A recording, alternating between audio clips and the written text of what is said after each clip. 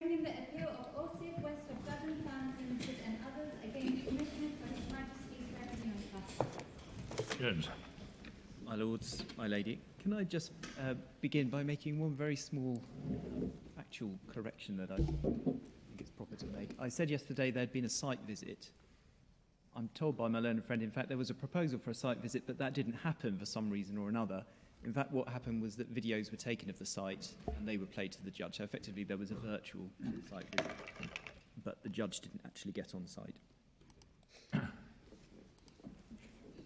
Returning to my submissions, could I go back to Barclay Curl, please, just for a moment? In the bundle at page 526. Within the speech of Lord Reid, just to say something very briefly, if I may, about remoteness. The idea of something being too remote, which is a term that had featured extensively in HMRC's argument. In the course of my learned friend's submissions, she switched to a synonym of proximity. The substance of the point is the same. Your lordships and your ladyship will recall that the special commissioners in Barclay Curl had refused the claim made in respect of excavation expenditure on the basis that it was simply too remote from the provision of the dock. That's recorded at page 524 in the speech of Lord Reid. Now, despite HMRC having used the phrase too remote and the concept of remoteness repeatedly at every level in this appeal, they have never actually put any flesh on the bones of what that means. And the trouble with it as an expression, as the Court of Appeal recognised in paragraph 62 of its decision, that really is just an expression of a conclusion. It is not a reason. Saying that something's too remote is just another way of saying it's not qualifying. Now, as I set out in the written case, there's a superficial attraction to the idea of remoteness as a concept or a tool that could be used to arrive at an answer. And the reason for that in my submission is that remoteness does a job in another area of the law, where it performs a useful role. But of course, remoteness in that area of the law is a fleshed out body of principles that can be identified, can be articulated, and can be applied to a given set of facts. That is not the concept of remoteness that the Revenue are using in their argument. In fact, the two notions have nothing in common except for a name. The Revenue's concept of remoteness doesn't, with respect, have any content. We are not told how we are to decide when something's too remote, or by what principles we are to judge that, or why. In reality, it is just a synonym for non-qualifying, and that is just an assertion of a conclusion. It does not articulate any reason. And the implication in the speeches in Barclay Curl is that their lordships were not impressed by the way in which the special commissioners simply rested their analysis on the notion that the expenditure was, quote, too remote. And Lord Reid, as we saw yesterday at 526, says that all the special commissioners say in refusing this part of the claim is that the expenditure was too remote from the provision of the dry dock. Lord Guest, in his speech, starts at page 530, but the key part for this purpose is at 532. At letter F, Lord Guest puts the term too remote in quotation marks.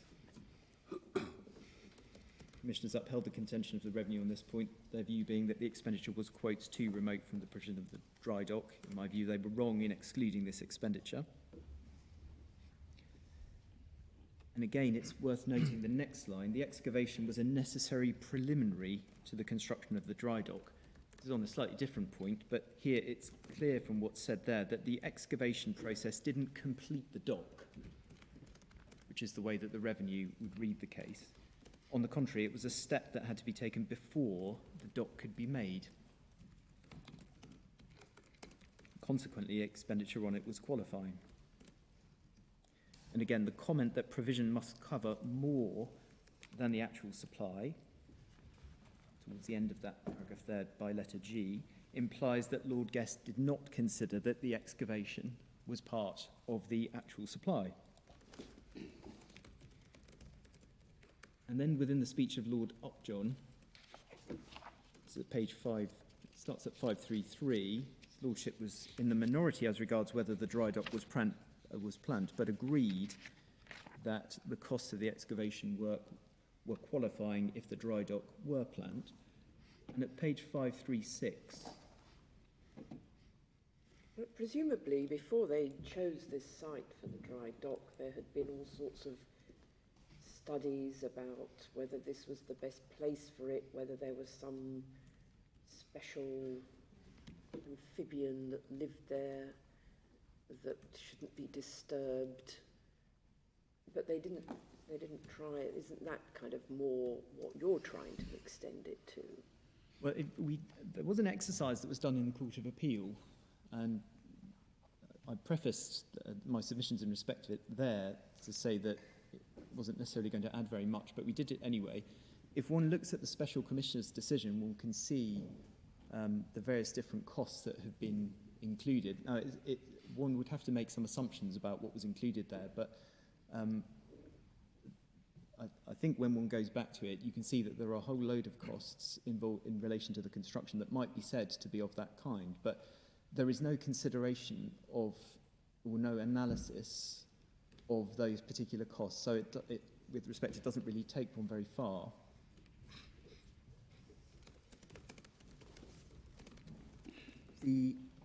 Just coming back to the speech of Lord Upjohn, letters E to F, on page 536, it's on the basis that the majority have reached a different conclusion as to whether the dry dock itself was planned. And then just above letter F, Lord Upjohn says, if it's proper to regard the concrete work as the provision of plant, it seems to me clear that the Special Commissioners misdirected themselves in concluding that the cost of excavation was, quotes, too remote. And for the reasons given by Lord Reid, I'd agree that the expenditure was upon the provision of plant and machinery. So again, that suggests they're asking the wrong question rather than reaching the wrong conclusion. Well, my submission, putting the words too remote in quotation marks implies some scepticism over whether that's really a proper way of analysing it. Now, Lord Donovan was also in the majority. His lordship concluded that the dry dock was planned. And as regards the second question, this is at the bottom of page 537, at letter H, his lordship concluded that the costs of excavation came within the words expenditure on the provision of machinery or plant, again regarding the dry dock as a whole. Similar expenditure incurred in relation to a building or structure is now regarded as expenditure on the construction of such building or structure for the purposes of section 265 without any further or more express provision, and I think rightly so.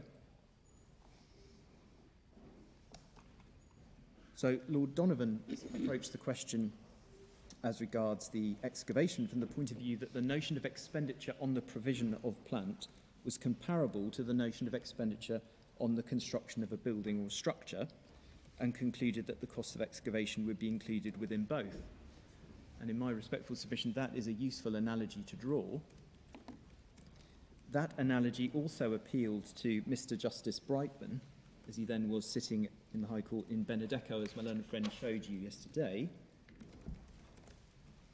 We could just go briefly to that, page 576.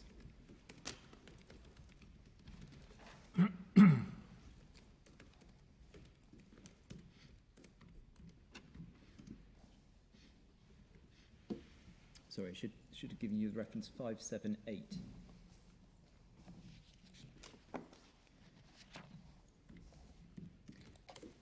And the paragraph that begins between D and E, there's one other provision to which I should refer.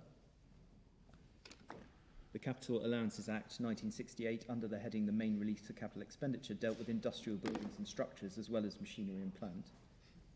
Section 1.1 of the Act reads, subject to the provisions of this Act, where a person incurs capital expenditure on the construction of a building or structure which is to be an industrial building or structure occupied for the purpose of the trade, an initial allowance shall be granted. And then the learned judge compares that with section 18, which is the equivalent of what is now section 11, and then says it seems to me that as a matter of drafting elegance, where one was dealing with the erection of a building or structure, the natural formula would be capital expenditure on the construction of a building or structure. It would perhaps be a little strange to refer to capital expenditure on the provision of a building or structure. Similarly, when dealing with machinery and plant, almost inevitably one uses the word provision. The words capital expenditure on the construction of plant or machinery would be inelegant, so it seems to me that as a matter of necessary wording, one finds in the one case the expression construction of a building or structure, in the other case provision of machinery or plant. I've difficulty in believing that interest borrowed on money could be aptly described as part of the expenditure on the construction of a building or structure. If one accepts that Parliament did not intend to have a different code in this respect, for dealing with buildings and structures on one hand and machinery and plant on the other hand, in the context of capital allowance, one is led to the reasonable conclusion that the two formulae were intended to comprise the same type of expenditure. An object may qualify not only as a building or structure, but at the same time as machinery or plant. See section 14 and the Barclay Curl case. Comparable sections were contained in the Income Tax Act 1952.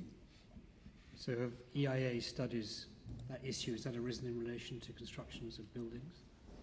I'm not aware that it's arisen in that. So it must have to be carried out in that context. I'm unable to say whether they have to be carried out. Well, they do for infrastructure projects. So if you, for example, a power station. But here, the point that I want to focus on here is that where one is dealing with design of an item, whether it be a building or an item of plant, one would naturally consider that the costs of the design process are part of the costs of construction. It all depends what you mean by the design process, isn't it? I mean, is there any authority that says that when you're constructing a building, all the gathering the information and the data that you need to know in order to construct the building is qualifying expenditure under this other regime? So there isn't authority that touches on any of those points, but the revenue's position in terms of their published manual, you go to, if your lordships and your ladyship would turn to page 399.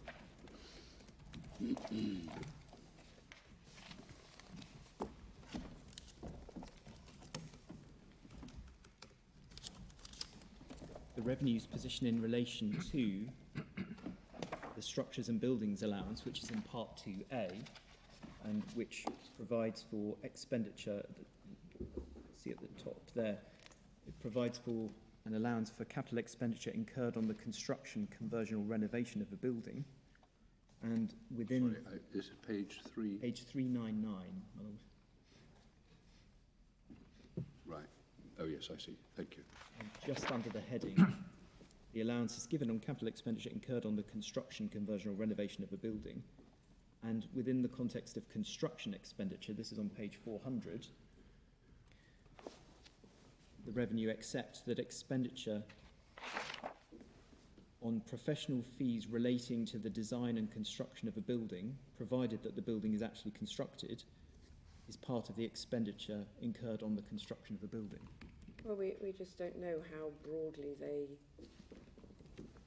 interpret that. I mean, if you've got a big construction project, there could be all sorts of surveys if you have to enter into agreement with the local authority to provide a bus route for people and closing roads, blocking rights of way. I mean, there could be a huge amount of research and study done, all of which one could say broadly informs what you're going to, how you're going to build it or design it. But are you saying that HMRC allow all that?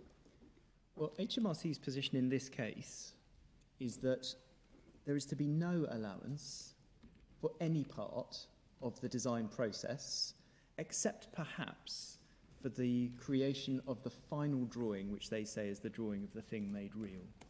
Why? I'm still puzzled by this. Why has there not been findings in respect of all those items? The drawings? Yes. Well, I think the reason for that, my lord, is that the revenues, the line that the revenue drew initially was a line drawn at FID. Well, That was the cut-off. well, that would allow an awful lot of this expenditure, wouldn't it? Of the drawings. Well, not just that. I mean, I looked at the timetable, and in respect of the first wind farm in time, most of the expenditure at issue in this case appeared to be incurred after FID. Well, the first, if your lordship's looking at the gun I may have got this fleet wrong. I'd like to get it right. I'm sorry to divert you. No, if your lordship's looking at the Gunfleet Sands chronology, Yes. that has a slight quirk to it because there are two wind farms that have gone next to each other, and so there is some crossover in terms of activity in relation to those wind farms. But the final investment decision for Gunfleet Sands 1, this is on page 42, Yeah. takes look place at on the 7th of December. Yes, but look at what happens in 2007. Well, these are the Met Ocean reports, detailed geotechnical Yeah. studies and so on. But they take place before the final investment decision for Gunfleet. It doesn't say that. It says 7th of December 2006. Yes, for Gunfleet 2, it's the 5th of November 2007. Yes, but we haven't got any of these studies listed, have we, or have we? Or have we, for Gunfleet's 1? Gunfleet Sands 1. Well, these are, what's the way that the FTT decided before the substantive appeal was heard that this would be dealt with would be by way of a decision in principle by reference to... Well, I'm just asking about the chronology. I think you're telling us that the chronology here is not entirely accurate because it doesn't split out between Gunfleet Sands 1 and 2. It does split out between Gunfleet Sands 1 and 2 because they are in two different columns, but there are items which cross over. Yes, but let me take this example. I'm sorry to pursue this, but I just would like to get this right. 2004, we see there are reconnaissance geotechnical studies, but there is no detailed geotechnical studies, are there, until after the FID for Gunfleet Sands 1. That is true for Gunfleet Sands 1, but for Gunfleet Sands 2... Yes, but are we not concerned with the costs for Gunfleet Sands 1? We are, my lord. Perhaps if I could show you by reference... All right. I think the upshot is let's ignore this chronology because we can't start. Is the revenues case really that we look at FID 1, in which case we have to have all this detail, don't we? The revenues original... The line the revenue originally drew was by reference to the FID decision. Yes. That is where they made... That is the basis on which they issued their closure notice. Right. Okay. But the revenues case subsequently evolved so that they did not maintain that that was the line that was to be drawn. But if I can just make that... All right. I don't want to take up a lot of time on this, but it is all a bit confusing, either because they've changed their case or because the chronology is wrong. I hesitate to pursue this point, but perhaps if I could just show, my lord, the Walney concluded chronology, which is a little bit cleaner because there's only one wind farm. Okay. Page 45 is the chronology for Walney. The final investment decision takes place in 2009. That's on page 46. But prior to that, there's the detailed geotechnical studies. Yes, I follow that. And it's after that one has the first drawings and then the final drawings and so on. And I think the same is true for west of Duddon Sands. Okay. The issue with Gunfleet 1 and 2 is that they're neighbouring, and so some of the studies are carried out across the two sites together, because it would be, one imagines, commercially more expedient to do that. But they are two separate wind farms. Okay, so there's a wrinkle. Well, it's slightly muddied in terms it does. But where one is dealing with a single wind farm, that's the pattern that... So which are you trying to deduct those expenses from? Both of them? Well, so this is why I endeavoured to just get into the point about exactly what the purpose of the first tier decision is. It's a decision as a matter of principle by reference. The investment decision.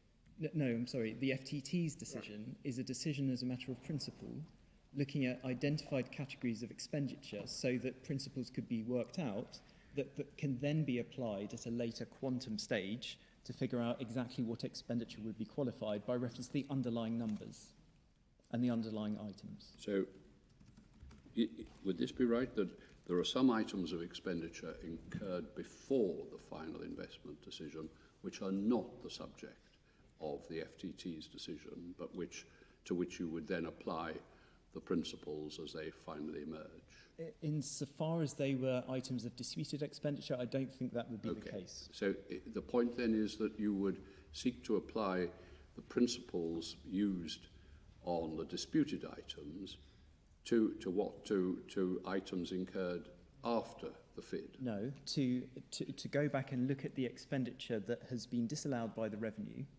and to its original decision, and then to apply the principles from the decision to work out what of that disallowed expenditure ought to be allowed. Out of each item of expenditure? Yes. You might apportion, you mean? Well, in some instances, one might do that. But to do that with any degree of utility, one has to have principles that are applied to the categories of expenditure, which is why they were identified. So the point I'm driving at is that it may well be the case that one of the gun fleets does not in fact have an item of expenditure that's been disallowed that answers to the particular description. Because they used the one from the earlier. Possibly, yes, or because it had not in fact been originally disallowed by the revenue. But that's a quantum exercise, which is different from establishing as a matter of principle what ought to be allowed. So, but, sorry, where you've got the FID and then you've got designs and so on being done after the FID, is there any issue? I know there's no issue before us on that, but is there an issue between the revenue and the companies on those items? I'm not aware of one. We're just looking at page 46, looking at Walney. You've got the final investment decision for Walney, and after that, in April 2009, looks like all of the studies were before that. The only thing that you have after that is the construction, but also the drawings. Yes. Right, and what we've been told, I think, from HMRC is that the drawings are not expenditure which is involved in this appeal, and they want to keep their powder dry as to whether they're going to allow. Well, essentially, as I understood the position, HMRC didn't want to commit one way or another as to whether drawings would be allowable, although in their written case they do say that it might be allowable, and that's an acceptance in principle that expenditure on at least the final drawing is expenditure on the provision of plant, which in my submission is an important It may or may point. not be, but what they're saying is that's not for us to decide in this case. Well, or are you saying it is for us to decide? I'm not saying that it is for this court to decide in this case, but it's, with respect, it's more than it might be, or the potentiality of it is important, because if the revenue said that constructing or arriving at the final design cannot be qualifying, then there is no potential for it ever to qualify. The key point is, as a matter of principle, the revenue accept that creating the final drawing can be part of the provision of the item. Yes, speaking for myself, I think it's unfortunate that those issues were not fully explored before the FTT as well, and then we would have a complete factual position. We'd see the whole process from conception to the completion of construction, and we'd be able to see how the various stages fit together. Well, one can in fact see that, my lord. Okay. And I was going to take you to an example of exactly how that works. Well, don't let me take you out of your course. Well, if you're coming to it sometime. Yes, if I could just make one final point about construction. Yes, please. Yes. I understand it to be common ground that the idea of provision of an item of plant can include both its acquisition and its construction, where one is dealing with an item of plant that one can't buy ready-made. But that is supported as a proposition by other parts of the Act. And if I could just briefly show the court page 419. Just before we leave, I'm still on page 400, which you took us to. Were you making any further points about this revenue documentation? Well, the critical point there is that there is recognition by the revenue that professional fees relating to the design and construction of a building are included within the concept of expenditure on the construction of a building. And if one draws an analogy between expenditure on the construction and provision of the plant and expenditure on the construction of a building, then it would follow that expenditure on the design of the plant would be included within the scope of Section 11. And the revenue's position in relation but I note that if you carry on down, things like the cost of obtaining planning permission, which we were talking about yesterday, is specifically excluded. It is specifically excluded. It's excluded by a particular section. Yeah.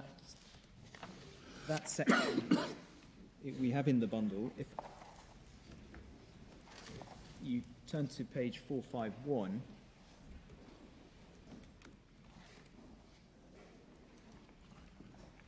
the section 270BA, which defines qualifying expenditure for the purposes of the structures and buildings allowances regime, which the court will note is part 2A. So it's the next door part to the part with which we are directly concerned. And qualifying expenditure is defined as qualifying capital expenditure under any of the sections 270BB to 270BE. And at 270BB, capital expenditure incurred on construction is qualifying. That's subsection 1A. So you have the same wording as the wording that Lord Donovan was looking at, Lord Donaldson was looking at, and that Mr. Justice Brightman was looking at. So it's phrased in exactly the same way. The exclusion of planning permission costs is in a discrete section, 70BG, subsection 2, which is at 452. And subsection 2 excludes specifically expenditure incurred on or in connection with seeking planning permission, including fees and related costs. So that's specifically excluded from qualifying. Sorry, which section again is it? It's 70BG. Oh, right. Bottom of page 452, and it's subsection 2 of that section. I see. Thank you. Yes, thank you. Now, as far as I'm aware, there's no equivalent provision within Part 2.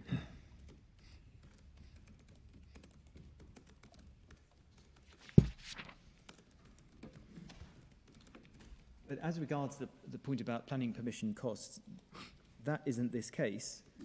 These costs are not claimed as costs of obtaining planning permission or obtaining consents. They are claimed as costs of the process of designing the plant and are therefore part of its provision. They aren't about whether the provision would be lawful. They're about whether the provision could be made at all.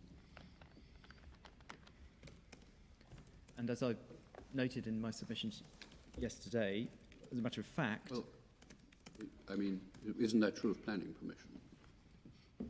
I mean, you can't... It's unlawful to go ahead and build without planning permission. Well, one can still have the provision. Well, I suppose you could go and build a wind farm, but it would be unlawful to do so, and you'd be required to take it down. Quite. So, isn't it the same analogy? with respect, no. Yeah, okay. Well, because one could make the point that my Lord has just made, absolutely. But here we're dealing with costs without which the provision could not be made at all, lawfully or unlawfully. You wouldn't get a permit for a wind farm. That's true. But if one doesn't design the wind farm, one can't have a wind farm at all. The EIA costs are all they're all incurred for the purpose of getting the TWA consent, aren't they? I mean, they may have further consequences down the road. I know that's part of your case, but you actually have the EIA because it's a requirement when you apply for the TWA The EIA is a requirement, Yes. but as I submitted yesterday, when one looks at the content of the surveys and the studies that are carried out in pursuance of that, they do not exist for their own sake, because the point of the studies and the surveys is to identify what physical characteristics the item of plant that's going to be installed there must have in order to best fit the environment. Well, I think it goes a bit further than that, doesn't it? Doesn't the EIA have to assess all the environmental impacts of the proposed wind farm? And that might lead to the refusal of a permit, I take it. There's no mitigation which would be sufficient to deal with the adverse impacts. But what it is dealing with is suggesting mitigation measures. Well, I understand that, because here is an adverse impact, but we can mitigate it, deal with it, by this, that, or the other. And therefore, you should give us a permit. But the mitigation that's suggested as part of the studies is either, to use some of the terminology in the studies, you can design out the issue, or if it's a construction point, you can construct it in a particular way, or you can construct it avoiding spawning seasons or particular times of the day, or using particular equipment. So that is about how you go about constructing it. So these don't exist in the abstract. They serve a purpose. The purpose being to ensure that when you design the item, you're designing it in a way that fits those mitigation measures. But that feeds into... Well, I assume that permit is granted on condition that you abide by those mitigations. So, for example, you don't construct during the relevant spawning month or period, for example.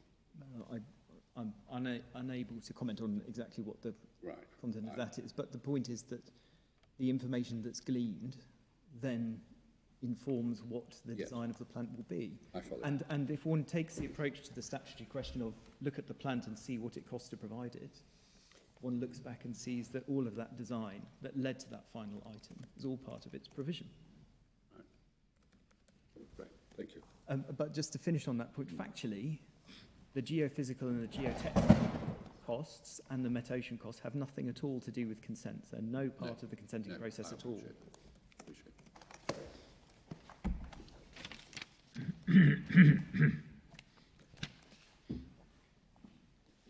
So the revenue, if I can just come back to finish on that construction point, the revenue... It take us to 419, I think. Yes, I was just finishing in response to Lord Burroughs' point about the manual.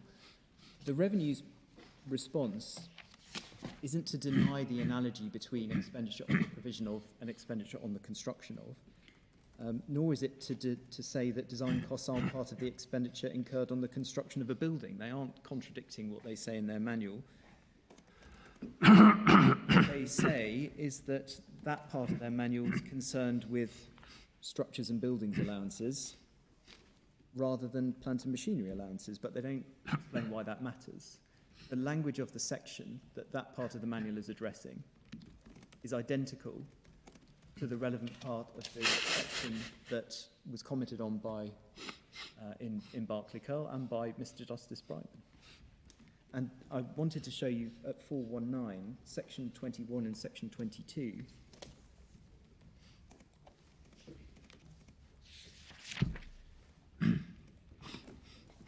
which provide that they're an override to the general rule.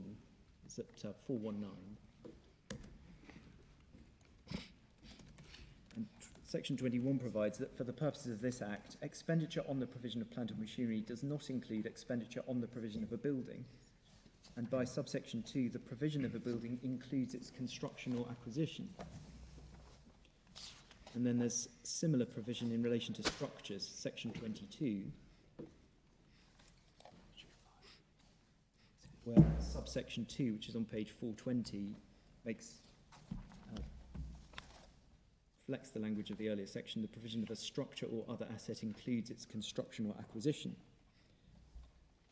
And in my submission, that further supports the analogy that was drawn in the earlier cases. And moreover, my lady, Lady Rose, observed in SSE in the Court of Appeal that section 22.2 reflected the decision in Berkeley Curl. That's at page 881.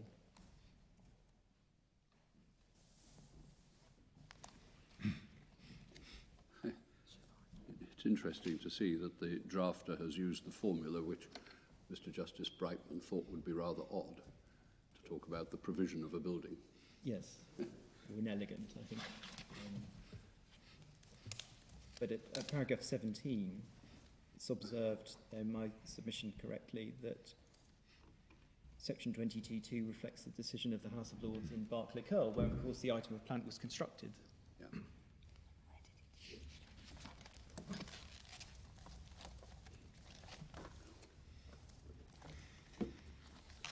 So if one does draw that analogy, I respect the submission, it's a useful one to draw, then one would naturally include the costs of design of the thing to be constructed. Can I then turn to Benedetto?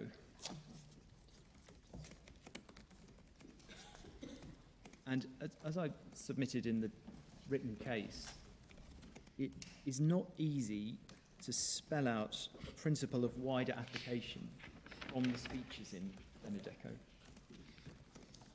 It is clear that the majority were concerned about the effect of Benedetto's interpretation of the legislation, being that taxpayers who were acquiring exactly the same plant could obtain differing amounts of allowances depending on how they chose to finance that. And that concern is evident in the speeches of each of the majority. And Lord Wilberforce, page 585, having considered various arguments and authority from other jurisdictions and so on, in the end comes down to decide the point from the point of view of principle and logic. Page 585, between A and B. And then it's clear from that final paragraph in Lord Wilberforce's speech that his conclusion is driven by that concern that I've identified, that the legislation needed to be interpreted in a way that avoided an element of subjectivity in the sense of giving differing allowances to different taxpayers acquiring the same plant, depending on how they chose to finance it.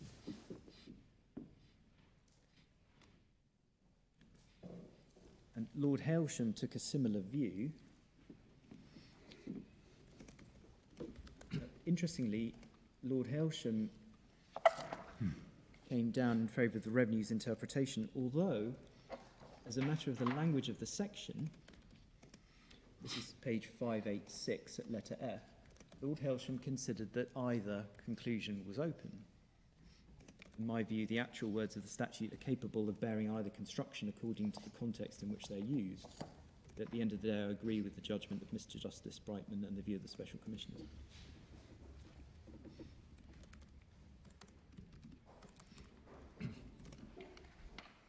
It's also worth noting in my submission at page 587, just between B and C, confirmation in Lord Hailsham's speech that expenditure on the provision of plant can include expenditure on its construction. Just between B and C, having referred to Berkeley, Curl and Guthrie, Lord Hailsham says neither of these cases really touches on the question whether the words expenditure on the provision of machinery or plant are wide enough to include money spent on the acquisition of money, the main purpose of which was to pay for machinery or plant, as distinct from money actually expended in order to pay for the construction or purchase, transport and installation of the machinery or plant itself. And then in terms of the reasoning of Lord Hailsham, the reasons that are set out, he sets out for his conclusion, start on page 587 at letter F. And his lordship there sets out three reasons, but one of which, the second of which, is essentially the same as the concern that appears to have driven Lord Wilberforce's conclusion. Lord Salmon dissented. His lordship also thought that the language of the section was open to both constructions. That's at page 589, letter G. When, as in the present case, words of a statute are capable of more than one meaning, the policy or objective of the statute is a most important factor to be taken into account in deciding the true meaning of those words. And then Lord Salmon considers that purpose and considers that it supports the taxpayer's construction. And then Lord Russell, his speech begins at page 592. Again, the reasoning within that chimes with that of Lord Wilberforce and Lord Helsham.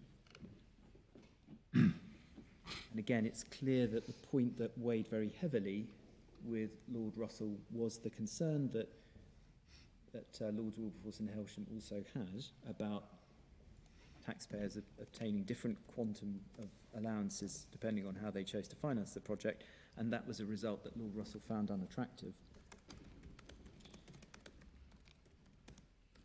And then just finally at 593, at the end of Lord Russell's speech, in my view, this is just above page 593, in my view, the question to be asked is, what's the effect of the particular capital expenditure? Is it the provision of finance to the taxpayer, or is it the provision of plant to the taxpayer? In my opinion, the effect of the expenditure was the provision of finance and not the provision of plant.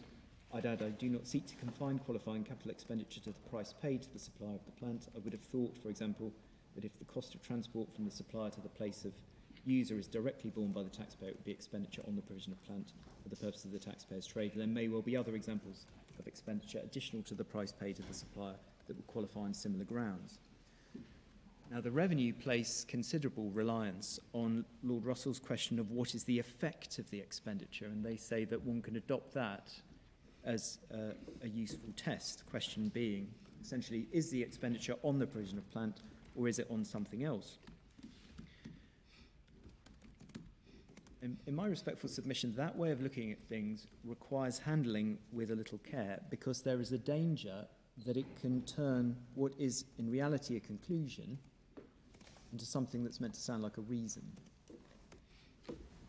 One can usually identify something else in any given example. So if one takes Barclay Curl, for example, what was the immediate object of the expenditure? It was digging a hole into which the dry dock would be constructed. Now, the hole isn't plant. The hole itself doesn't provide the plant. The hole was a preliminary to the building of the plant. But we know that the expenditure on that was qualifying. So as an approach to try and determine the correct answer, asking what is the effect of the expenditure, or whether the expenditure could be said to be on something else, doesn't always assist, and is certainly not a fail-safe test. And nor in my submission was Lord Russell seeking to lay it down as a test. So in summary, it is difficult to derive very much by way of general principle from Benedetto, save that the legislation should be interpreted in a way that avoids a result that involves a taxpayer obtaining different amounts of allowances according to how it chooses to finance the provision of the plant, or perhaps, one takes it slightly more broadly, that the expenditure in question should not arise from the particular characteristics of the individual taxpayer. But it's acknowledged that no such issue arises here. Before you leave this case, could I just invite your submissions on what Lord Wilberforce says at page 585, at letter E, which I think the revenue do place reliance on.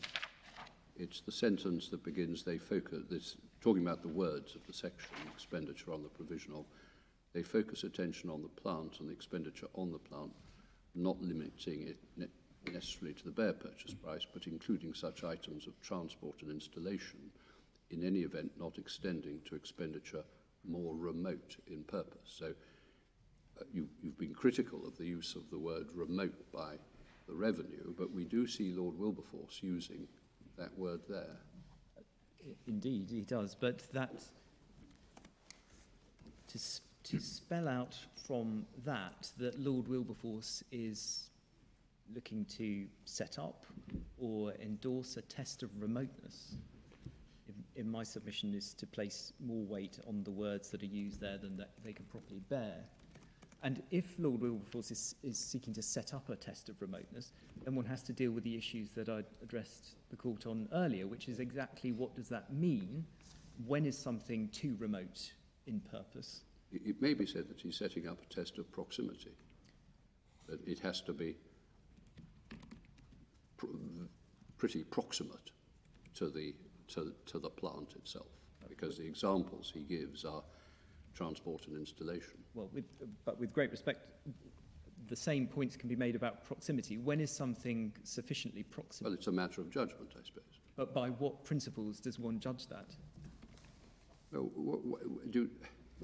I mean, you criticise Lord Wilberforce for using the word remote there, I think, implicitly, but he's chosen the word with care, I imagine. But when one comes to apply that, suppose that one is looking at that as a principle to be applied. Yeah. By what principles are we to judge whether something is sufficiently proximate? And this comes back to the point that the revenue can use the term remote, they can use the term proximate if they would rather. But what is the flesh on the bones of that point? When is it sufficiently proximate? Now, if one is looking for proximity, and one takes the point at the centre of my submission is about design costs, without which the item of plant cannot be created, why is that less proximate to the item than the cost of transporting it? In my submission, it is clearly much more intimately linked to the item that has thus been created than the cost of transporting it. But the revenue do not explain why the costs of design would not qualify, but the cost of transport would. Do you say the same about direct? I mean, I understand what you're saying. Remoteness, you could say, has to have further rules to make it work. Proximity, similarly. But we do, elsewhere in the law, have a test of directness, which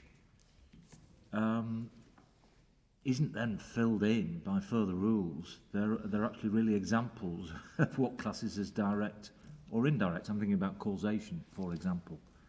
So looking at what Lord Wilberforce says at 584, he talks about, whereas in the UK words more objectively focus on expenditure directly related to the plant. Now, do you then say, well, we've just got the same exercise of what's meant by direct as opposed to indirect? Or what do you say about that? Or do you, I mean, do you place it in the same category as remoteness, proximity, or do you see that as being slightly different? Well, first of all, in terms of that being set up as a test, I'm not aware that there's any other analysis in the case law that suggests that that would be the test or that starts to flesh out what that might mean. That's not to say one couldn't start to do that. One does face the same difficulty about what does it mean to be directly related. There are other areas of the law where that has built up case by case, and then one can establish what the principles are having done that. But if one does do that exercise, and one looks at the established features of the law, which I've endeavoured to do in the written case and in my submissions, one gets to things like the preliminaries. And we talked yesterday about expenditure on insurance qualifying. Now, if that's considered sufficiently directly related to that's the insurance of the site where it's being constructed or assembled. It's not kind of insurance generally. Well, one needs to have an insurable interest. So I think my Lord Richard suggested it might be insurance in relation to the installer or the person constructing. It might be in relation to the site. But whatever it is difficult to see in my submission how that could be more directly related to the plant than the costs of designing. But it's directly related to the provision of the plant because it's part of the installation process. I think that was what was being put. Well, whatever it's directly related to, I suppose, unless one says it's insurance, if it's directly related to the provision of the plant, then a fortiori the cost of designing it should be directly related to the provision of the plant because it has a far closer nexus, if one wants to use that term, than insurance does, certainly insurance of the site or insurance of the contractor. So if one is going to use that as some kind of yardstick or touchstone, one has to look at the established principles. I think the difficulty here is that I think perhaps another insurance might actually be the installer's insurance against public liability. So somebody is injured in the course of the work, has a tort claim against them, it's that sort of thing. But isn't the point about preliminaries, they're part of the costs of installation? Well, it might be construction, my lord. Well, in construction it is. I mean, every construction contract, you know, the first item will be preliminaries, and it'll be part of the contract sum. But if that is sufficiently close, if one is using those terms, to be considered expenditure on the provision of the item, then why would expenditure on designing the thing so it can be made? But the point I'm putting to you is that it's accepted, isn't it, that the installation of plant is provision of the plant. And you can see it, because you have to provide it partly by supplying the plant and installing it. And preliminaries are part of the cost of installation, a necessary part. But they are accepted, therefore, as being part of the expenditure. Yes, because installation is accepted and the cost of installation is therefore allowable. Isn't that the point? Well, and if one extends that reasoning, construction, the cost of construction is accepted. Yes, exactly. But why is the cost of designing the thing to be created not part of its construction? All I'm saying to you is that I'm not persuaded by the analogy with preliminaries. And to be clear, my lord, I'm not putting it up as an analogy. No. What I'm saying is that if one looks at the established parameters of this area of the law, and one is looking at it in terms of what's the proximity or the relationship between the plant, it is, in my submission, it is difficult to justify a conclusion that expenditure on insurance of the installer or of the site or of their public liability is closer to the plant than the cost of designing the thing without which it could not come into existence. That's simply the point. I'm not saying it's an analogy. No. I'm saying that if one looks at the established features... Yes, if the proximate test or the remoteness test looks broadly enough to cover the insurance, then you don't see why the test which you propound, which is you look at the plant, then you look at everything that's gone into designing it and making it, and that is equally, if not more, proximate. Absolutely. Now, what are the competing arguments? Can I just pick, when you were on Ben Odico, you said, you emphasised there's the feature about making sure taxpayers aren't disadvantaged or advantaged just by the way they finance it, and then you said also it's important that the expense doesn't arise because of the particular characteristics of the taxpayer. And then you said no such issue arises here. So you're not making any point in this case about the need not to skew the tax regime in favour of wind farm produce builders, constructors who do it one way rather than another way. There's no similar sort of point that you're making here.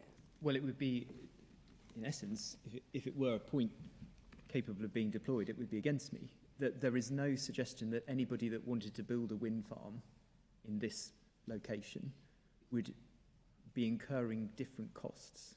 No, that's the particular characteristic of the costs that are incurred are not particular to this company, for example. No. Whereas in Benedetto, the point that was being made by the Crown... Yes, no, I understand that point. It's the other point about the... because, you know, you could say, well, look, if the companies had employed their own deep-sea divers and surveyors and had their own equipment and done all this surveying in-house, then presumably those salaries would be revenue deductions, like any salaries. And then you wouldn't be talking about capital expenditure at all. But there's no sort of point about we have to allow this because another wind farm company may do it differently and they would get the tax. No, there's no point that's made along those lines, my lady. And just coming back to the point about the way that I've suggested that the statutory question should be answered. You look at the plant and you look back and look at what it took to provide it. The reasons that are put forward as to why that would be wrong, I think really are twofold, or at least the competing analyses are twofold. The upper tribunal concluded that one had to draw a line at the point at which the physical fabrication of the plant began. And that's in their decision at paragraphs 164 and 165. It's in the bundle at 225.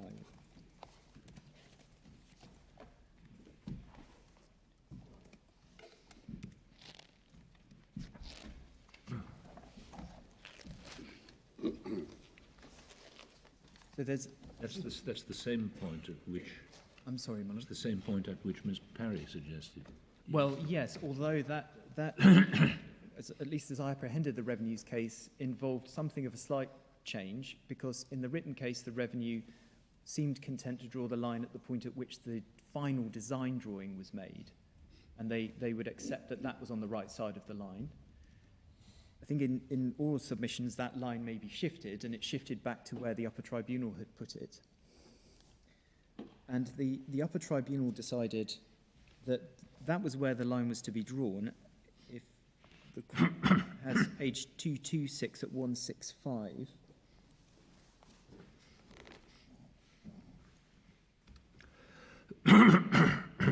So perhaps I should just look at the end of 164, page 225. We agree with Ms. Wilson's submission here. The effect of the expenditure is to create designs which put one in the position to provide plant. Provision of plant is what happens when those designs are turned into the plant. And then over the page, we also consider that the clear sense from the authorities is that plant and the provision of it appears at the centre of the basis for deduction. To provide plant assumes that there is already some notion of the plant in respect of which provision of it becomes relevant. As we've explained, provision is focused on the costs of doing, making or constructing. The intellectual effort which goes into the design process may be instrumental to conceiving of what the plant that is to be made or constructed is, but it appears odd to refer to the design of the plant, which is something which happens when the final form and shape of the plant is still to be determined, as the provision of the plant, which assumes that the plant is final, such that it can be provided.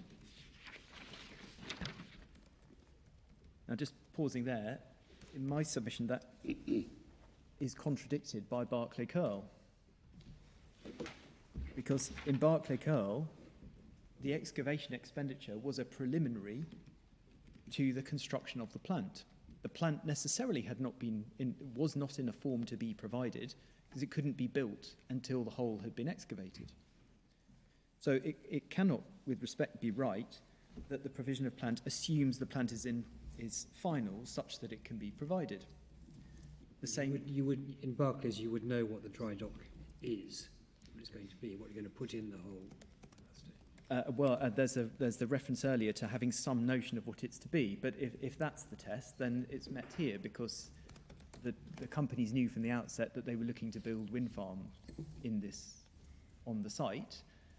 They had a pretty good idea of what that would be. The point of the design process is to tweak specific aspects of it, like exactly what the foundation specification. But as I understand it, in the Barclay case, the excavation is regarded as the installation.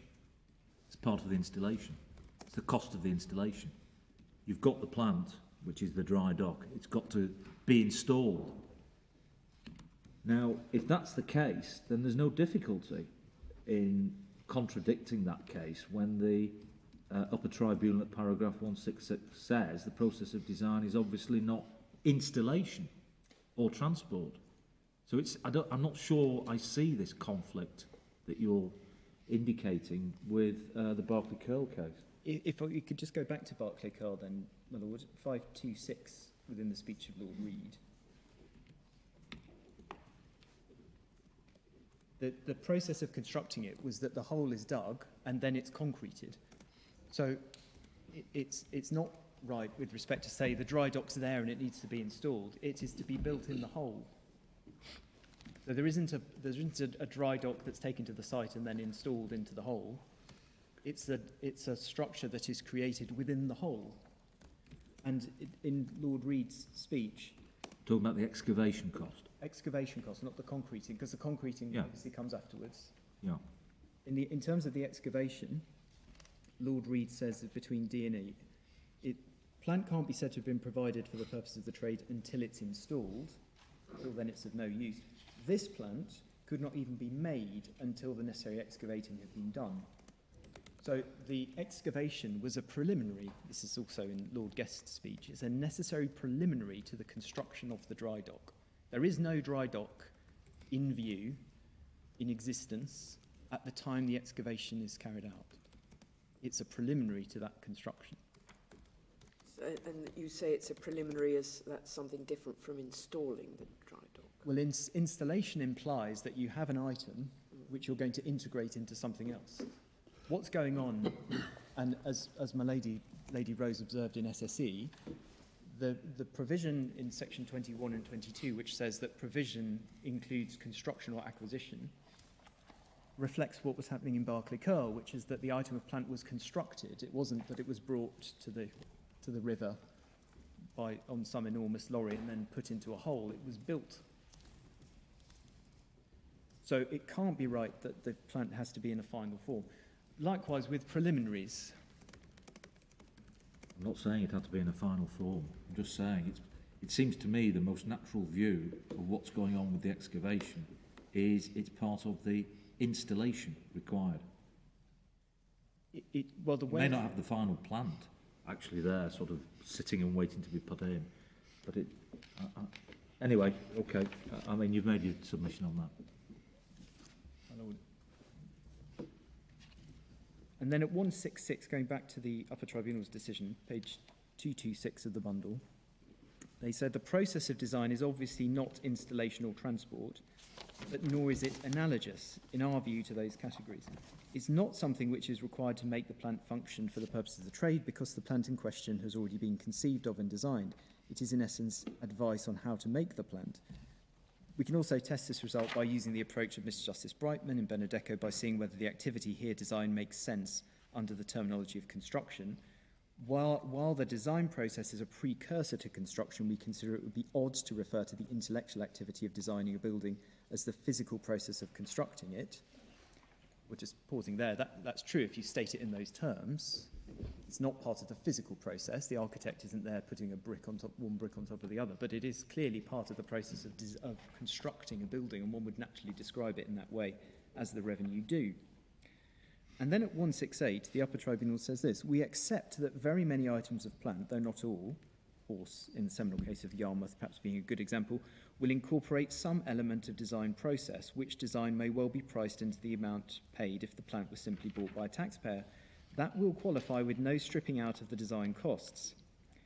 At the level of policy, we recognise the taxpayer's point that this gives rise to a disparity in treatment without an obvious policy justification between expenditure on design activities incorporated into a sale price and those which are undertaken by the taxpayer, which will be a common feature in large-scale projects involving bespoke plant.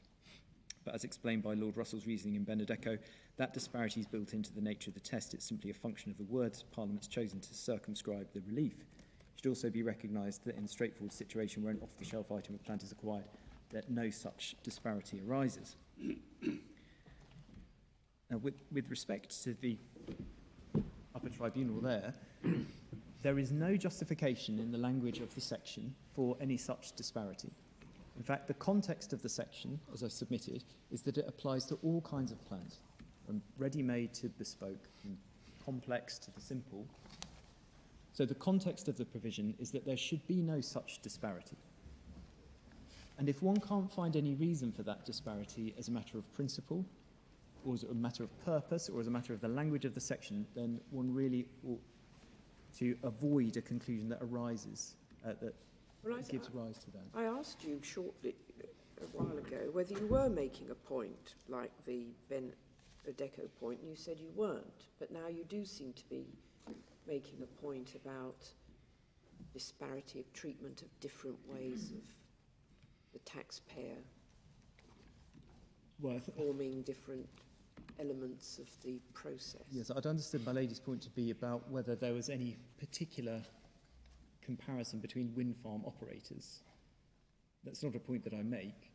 The point that's observed by the upper tribunal here that's recorded is that there would be a difference, a disparity in treatment between ready-made plant that's available to buy off the shelf and items like wind farms or satellites and what have you, which are necessarily bespoke and they have to be constructed from scratch according to designs. And the upper tribunal recognises there'd be a difference on its approach to those two different types of plant, both of which fall within section 11, for which there is no obvious justification.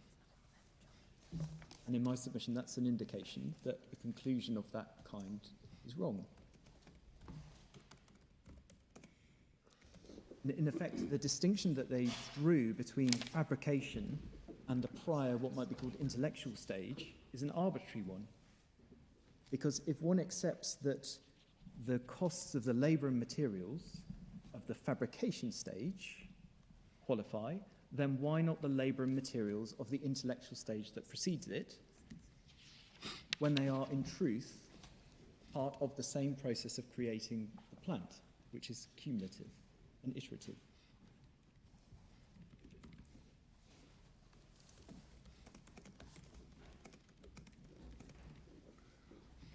Now, the revenues position, as I've mentioned, seem to, with respect, slightly flip-flop on the point of exactly where the line should be drawn. In their written case, they had seemed to have drawn the line at the point where the final design drawing would fall on the right side of it, but not anything before that. So on that basis, they'd be willing to accept that the design step immediately prior to fabrication is part of the provision of the item, but not any prior step in that design process. And with respect, that wouldn't be a principal distinction to draw either. That final drawing emerges as part of a process. And if the final drawing and the physical process of making the item are part of the provision of plant, then why not the labour and the materials of the stage that precedes it? To draw a line there seems to lack any basis in reality or in principle. And that appears to be how the matter struck the High Court in the McVeigh case, which has been mentioned a few times, and I'd like to take the court to now. Now, I'll preface that by saying that I've made submissions in respect to this case at every level, and for one reason or another, no judge has considered it to be useful. But my Lord Burrows had asked the question as to whether there's any case about design. And this is the only case about design that I'm aware of. And albeit the reasoning of Mr. Justice Cross is compressed, the result is clear, and it is clear to see why, in my submission, he reached the conclusion that he did. So if one turns to page 676,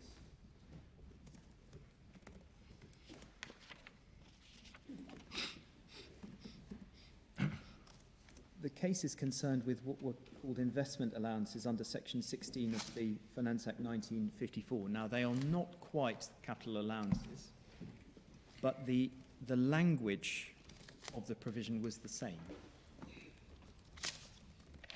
It provided for additional allowances in respect of expenditure on the provision of new machinery or plant. And the claims that were made by the company were made in respect of apparatus that were used to make patterned wallpapers.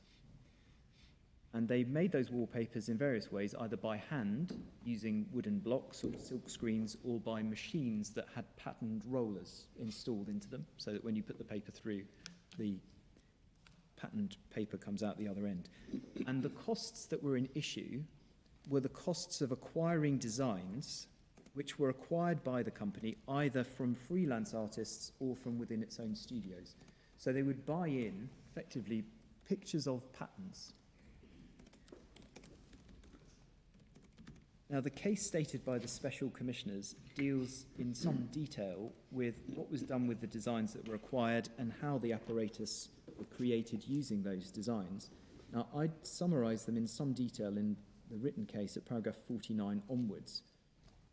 because it's important to understand that factual background to see exactly what the role of these costs were. But they were only talking about the costs of buying the designs from the freelance artists. It wasn't a case about the artists employed by it in its own studio. That may well be right, my lady, but it does not, with respect, detract from the point of principle, which is that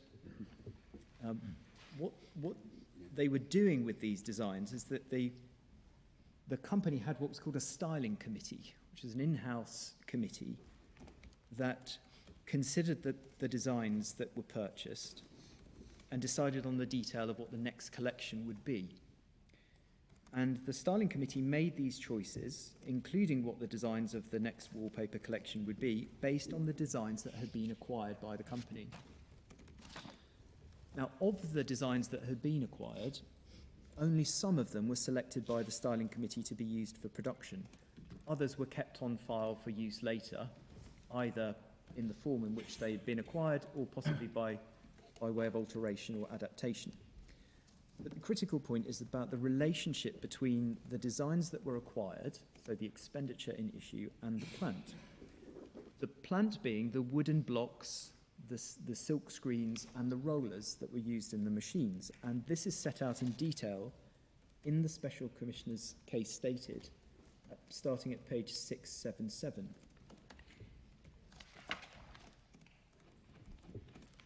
And there's a detailed description that in the interest of time, I'll summarise it if I may, just to pick out the key points. So once the design is chosen by the styling committee, it's broken up into the constituent parts that correspond to the different colours in the design.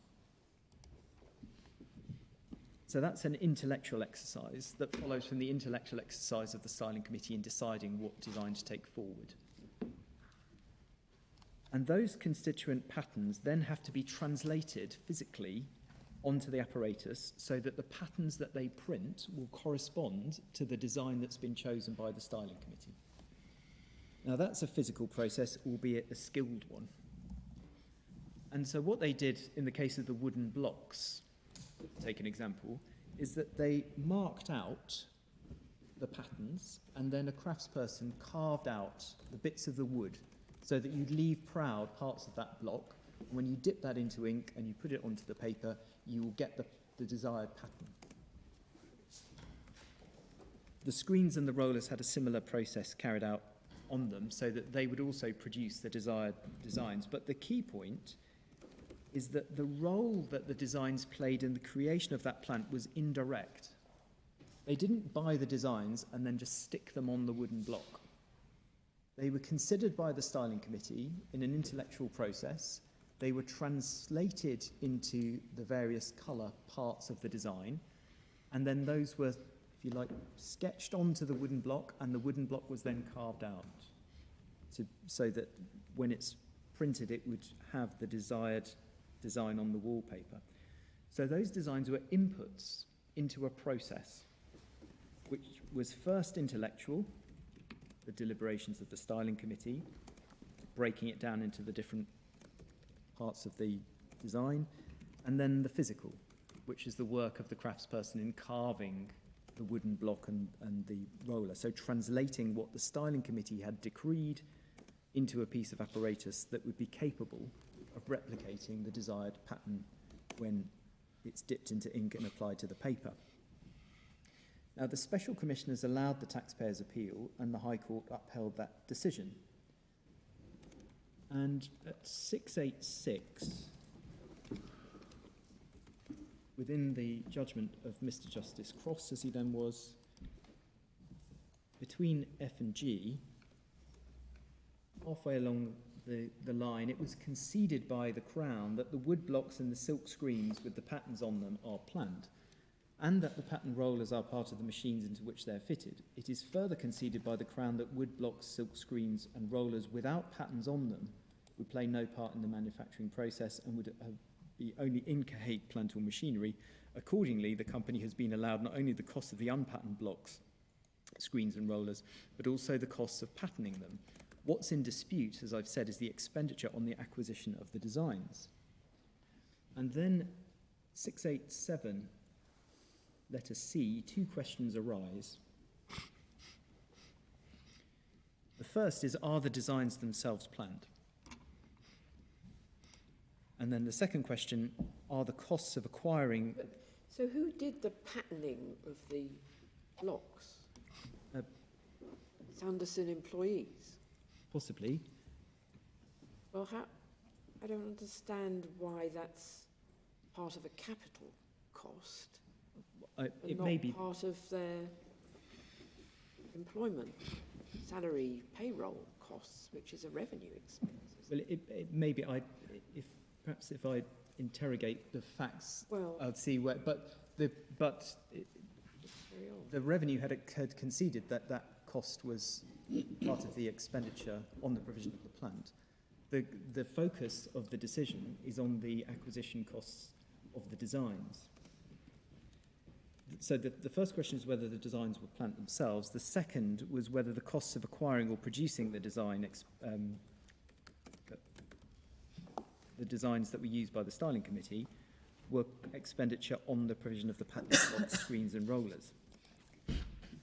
The special commissioners answered the second question in favour of the taxpayer and gave no answer on the first.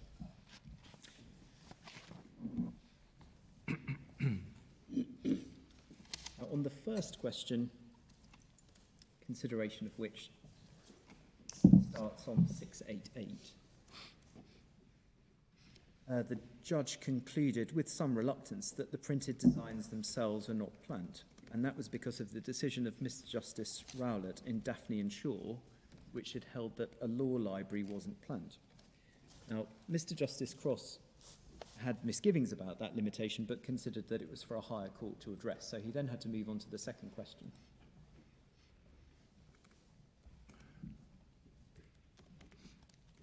And his lordship addresses that at the bottom of 688. Can the cost of acquiring the designs be said to be expenditure on the provision of the blocks, screens and rollers, on which some of them are patent? If, to take a rather fanciful example, A commissions B to provide him with a patent wooden block, so that A may experiment in printing wallpaper with a hand lock, B would obviously be entitled to include in his bill the cost of acquiring a suitable design. But counsel for the Crown pointed out, in that case, if one asked B, what are you buying that design for, he would answer, in order to provide A with a patent wooden block for which he's asked me. Whereas in this case, if you ask the company representative, why are you buying these designs, he would not answer, in order to provide the company with wood blocks, screens or pattern or rollers patterned with them, but would answer, in order that the styling committee may have before it a wide variety of designs from which to select a few which they think are best adopted for reproduction on our paper and fabrics. I feel the force of this argument, but the section itself isolates the provision of the patterned wooden block and poses the question, what did the company spend on it? To my mind, it cannot be right to include nothing for the cost of the design. I can well understand it being argued that as so many of the designs are never actually put on any block, screen or roller, only some fraction of the total design cost should be allowed, and I don't think Guthrie would be an authority against such an argument. For in that case, the car would have been used if it had been delivered. But what was argued before me was that not one penny of the design cost should be allowed. To my mind, that cannot be right, and therefore I shall dismiss the appeal.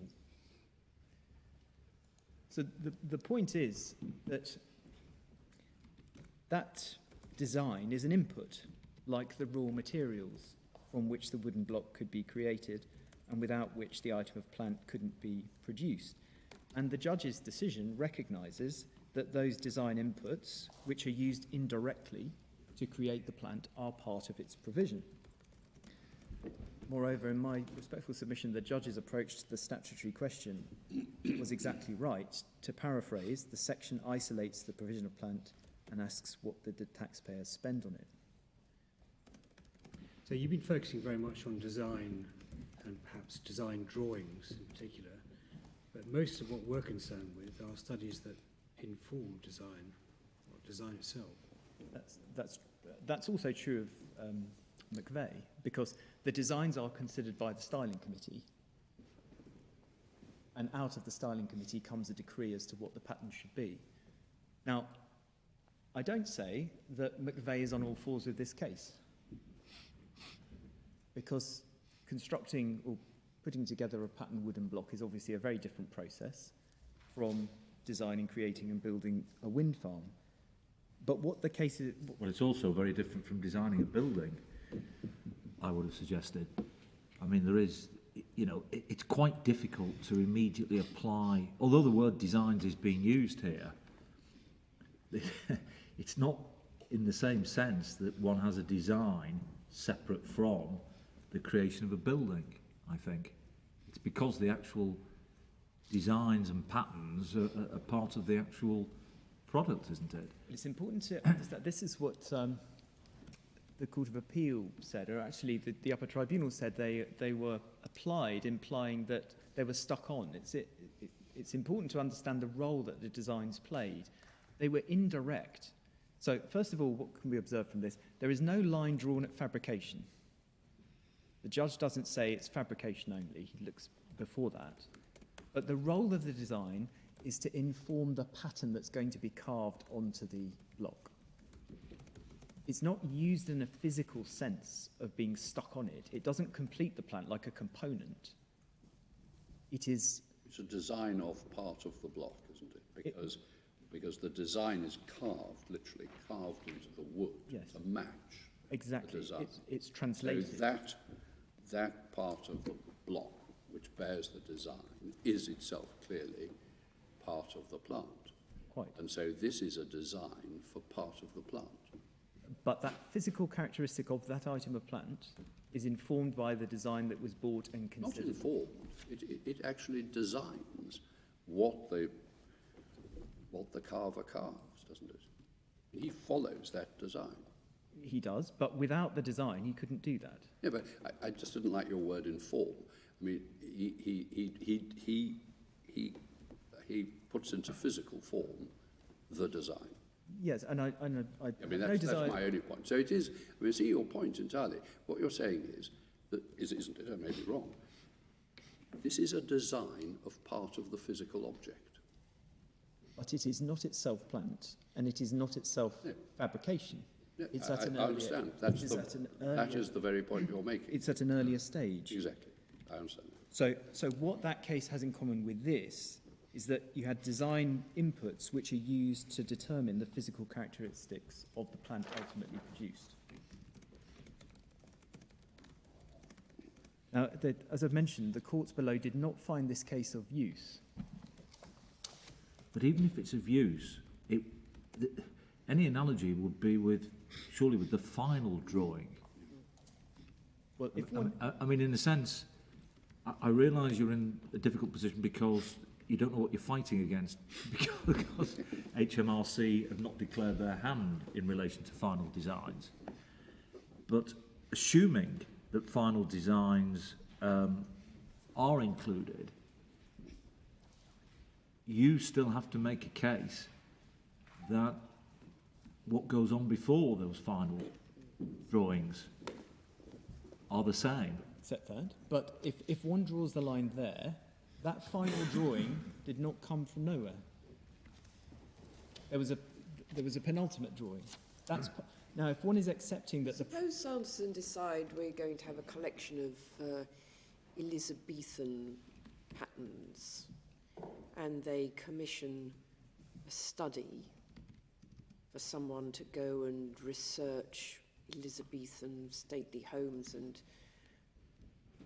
and then they give that to their artists and say, come up with some Elizabethan style patterns. And then the artists produce patterns and they're carved onto the block. Would you say that the cost of that study, which doesn't actually come up with the designs but just looks at different Elizabethan patterned wallpaper, is qualifying? yes, because if one isolates the plant and looks to see what it took to provide it, that study was part of what it took to provide it. Because if you didn't have that, you wouldn't have a design to put on the wooden block. And likewise, if one accepts that the final drawing is the right side of the line, then why not the drawing which led to that? It's a process. There is no principal basis for drawing an arbitrary distinction like that. And none has been put forward.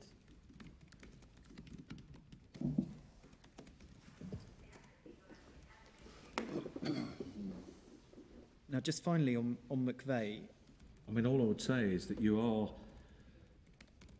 clearly, if one was to find directness and indirectness of any help, you are clearly it's becoming more indirect. When you say there's no principled distinction, it would seem to me that you could say, well, it is getting more and more indirect, and at some point there has got to be a line drawn, and in a sense, if it's a judgment call, it is it may have to depend on an assessment as to where one thinks it becomes too indirect to class within the statutory wording.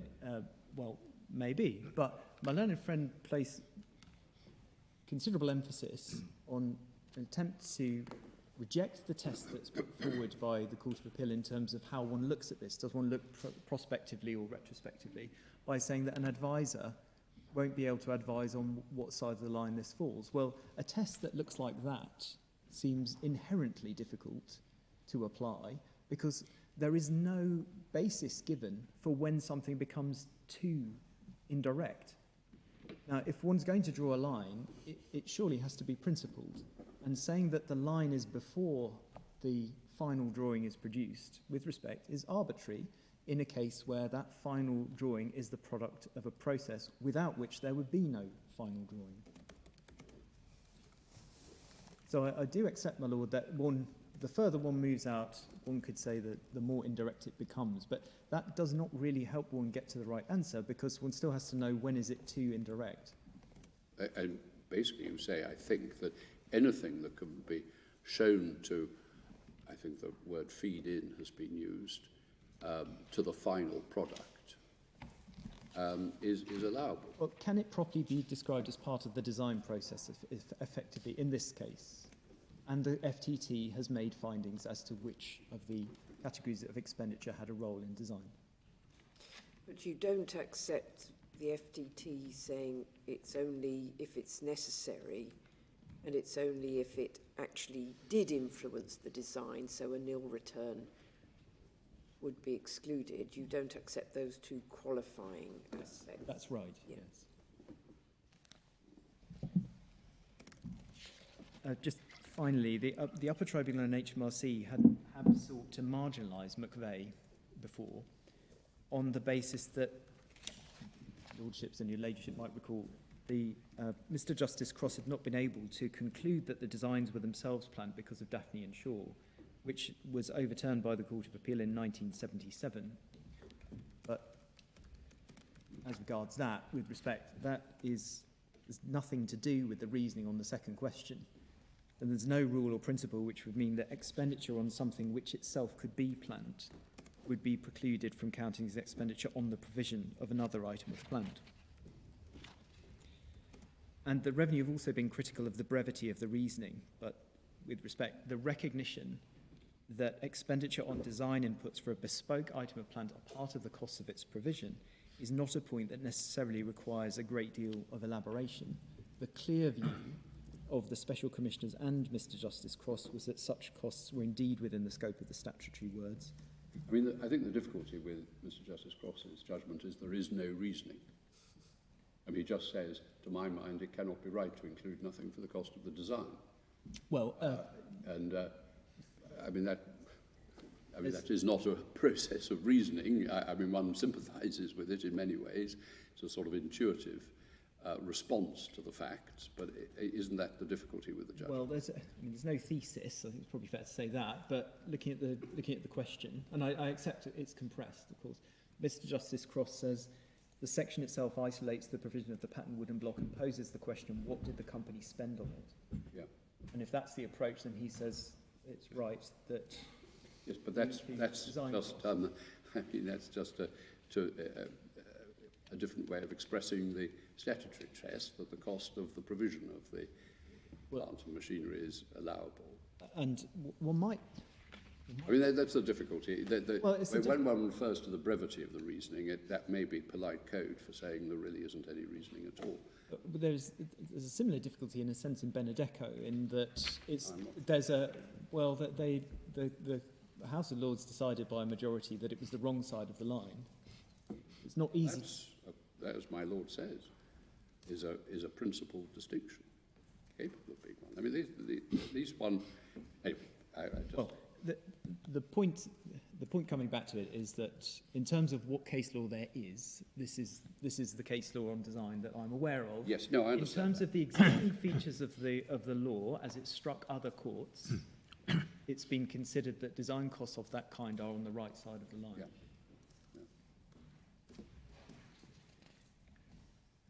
If I can just then come back to my central point about design costs and just illustrate that briefly by reference to the facts. I wanted to do that by reference to the geophysical and geotechnical surveys. Those are dealt with in the statement of facts and issues.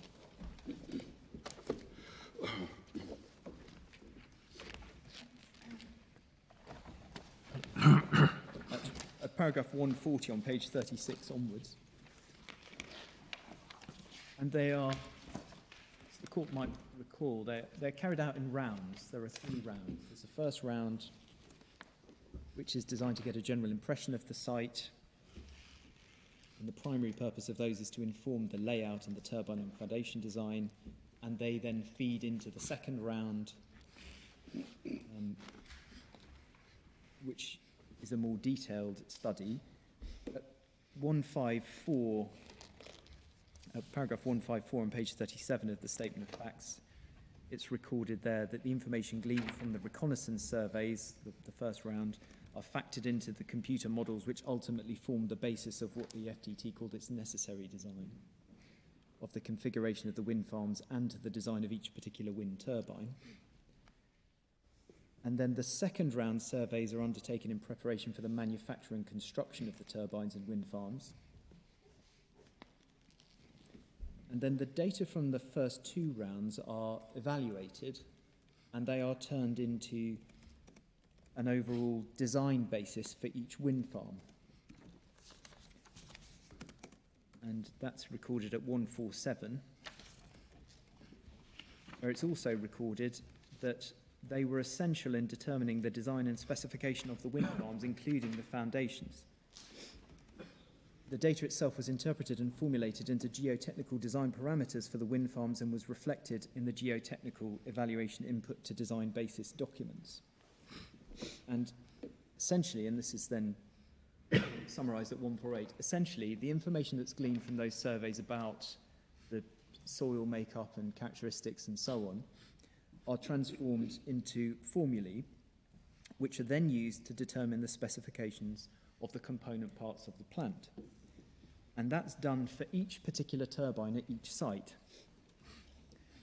And the companies have to understand that data so that the turbine is made to the right specifications to allow them to survive and operate. For example, they have to understand the characteristics of the soil so that they will make a foundation for the turbine that won't fail or fall over. And then from that data, drawings can be produced for the transition piece for each site, which is the yellow bit on the turbines, and also for each foundation of each turbine. And the fabricators can then build the components from that specification. And if I could just briefly show the court at page 321 in the main hearing bundle.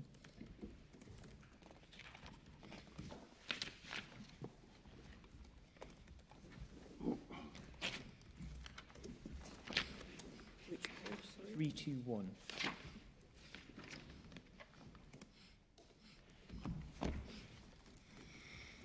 That is an elevation drawing for a transition piece. That's the part, as I mentioned, that will be painted yellow, and it specifies within it the dimensions and the type of steel from which it is to be manufactured. And that information is gleaned from the information that's been gathered about the soil characteristics and other aspects of the site.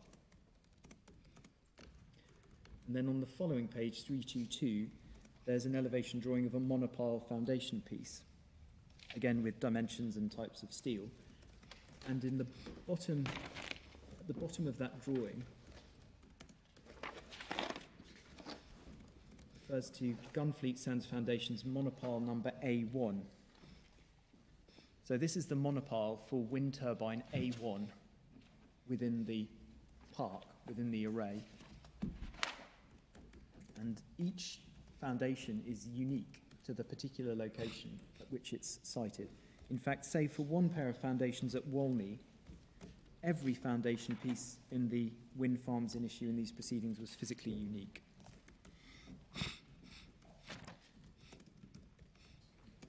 So the specific... Are these fairly preliminary drawings? I mean, or because I see they're dated 3rd of June 2007, and we have this problem about what was going on with the two wind farms, but there seems to be quite a lot that happens after the 3rd of June 2007, if you look at page 43. We've got all the detailed geotechnical... Well, they seem to be going on at the same... No, they've just been done. No, we've got more detailed geotechnical studies.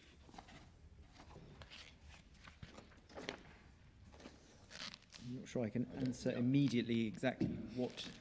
I mean, these might be the final drawings. Well, they might be, but the point is more about the role between... I think my Lord Richard said it would be nice to understand... Yes. How you undertake the survey, and then that feeds into the process of creating the plant. Right. And essentially what one has is the survey understands the soil characteristics and so on. The metocean study looks at the metocean conditions. That's translated into formulae by very clever people, which then allows you to determine the specifications of these things, which can then be fabricated. So, for example, if your geophysical studies show it's very hard rock, not bedrock, but quite hard rock, then presumably the steel quality has to be higher if you're going to bash it metres down into... Well, I think in that instance they prefer not to install it at that particular point, and they choose somewhere else to put it, because I think you have to drill it into the ground rather than hammer it. Yes, all right. But this is actually very much more specific at that point, because they've identified where the turbine is proposed to be, and they drill down into the soil to understand its makeup beneath the seabed, because they're going to hammer this thing several metres, many metres down into the seabed, and they need to understand what the soil conditions will be at that stage.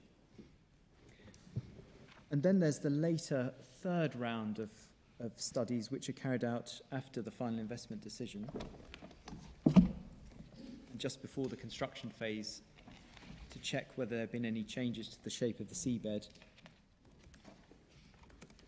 So you have a chain which links the surveys to the plant. And in light of that, the FTT held that these surveys were an absolute prerequisite for the design, engineering, manufacture and installation of the wind turbines. That's recorded in the Statement of Facts at paragraph 152 on page 38.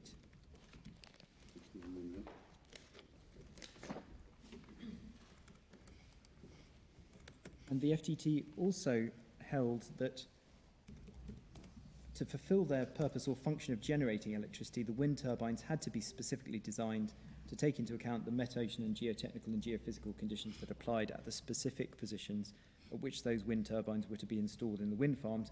Without that data, the wind turbines could not be specifically designed. Once they'd been so designed, each wind turbine had to be installed at a specific position in each wind farm. And in the FTT's decision, if the court would just turn briefly to page 301,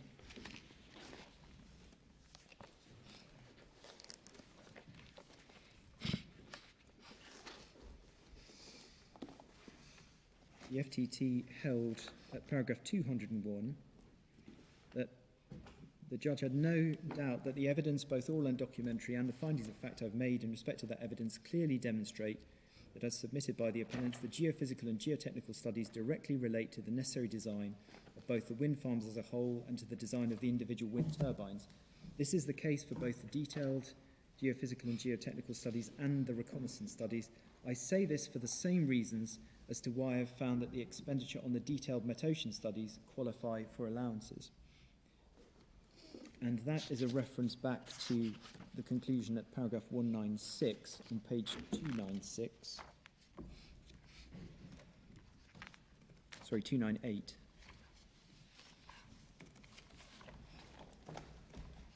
Where in the context of a different category expenditure, this is the metocean expenditure, the judge found, this is at the start of 196 on page 298, without these metocean studies, the specific design of the wind turbines could not be undertaken, and so they could not have been fabricated.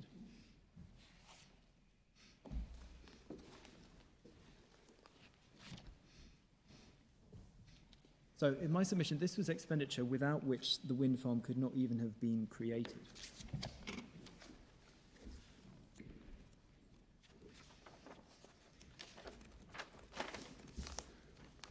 And so in my submission, this is expenditure on the provision of the plant.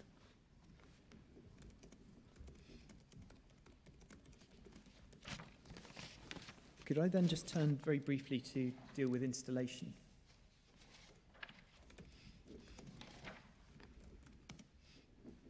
It's not controversial that expenditure on installation and transportation of the plant is within the scope of what qualifies. There's clear authority for that proposition and it's common ground. The question then, which it's legitimate to ask, is what's the scope of that judicially recognised category? And in my submission, it's useful to approach that question with reference to what was said by the upper tribunal in the SSE case, which was itself cited by with approval by the Court of Appeal in Urenco. If I could ask the court to turn to page 899.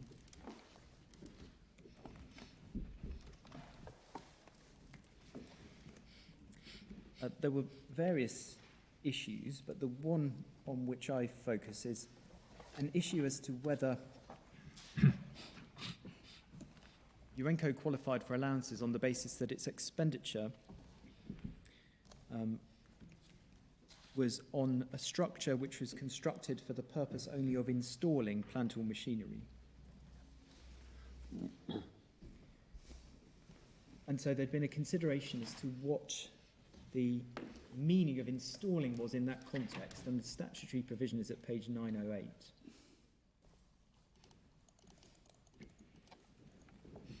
It's between F and G, item 22, the alteration of land for the purpose only of installing plant or machinery.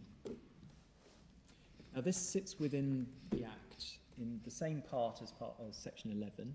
Sorry, can you just give me that section? Yes, it's within section 23, and between F and G on page 908, there's item 22, Oh, yes. the alteration of land for the purpose only of installing plant or machinery. So that's in section 23, which sits in the same part as section 11.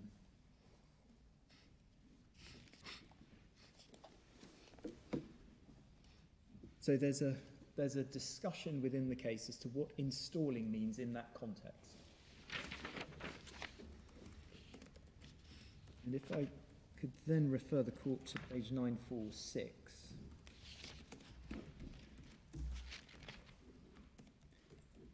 Within the judgment of Sir Lancelot Henderson, paragraph 165. Sorry, page again? It's page 946. 946. 946, paragraph 165. Question as to what installation means there, and the learned judge finds assistance on this point from the reasoning of the upper tribunal in SSE, which refers to the OED defining install as place, apparatus, system, etc. in position for service or use, and then refers to the case law, the common theme of which is a process which involves the integration, often with a degree of complexity, of an article or articles which have already been made into another article, structure, building, or even the land itself.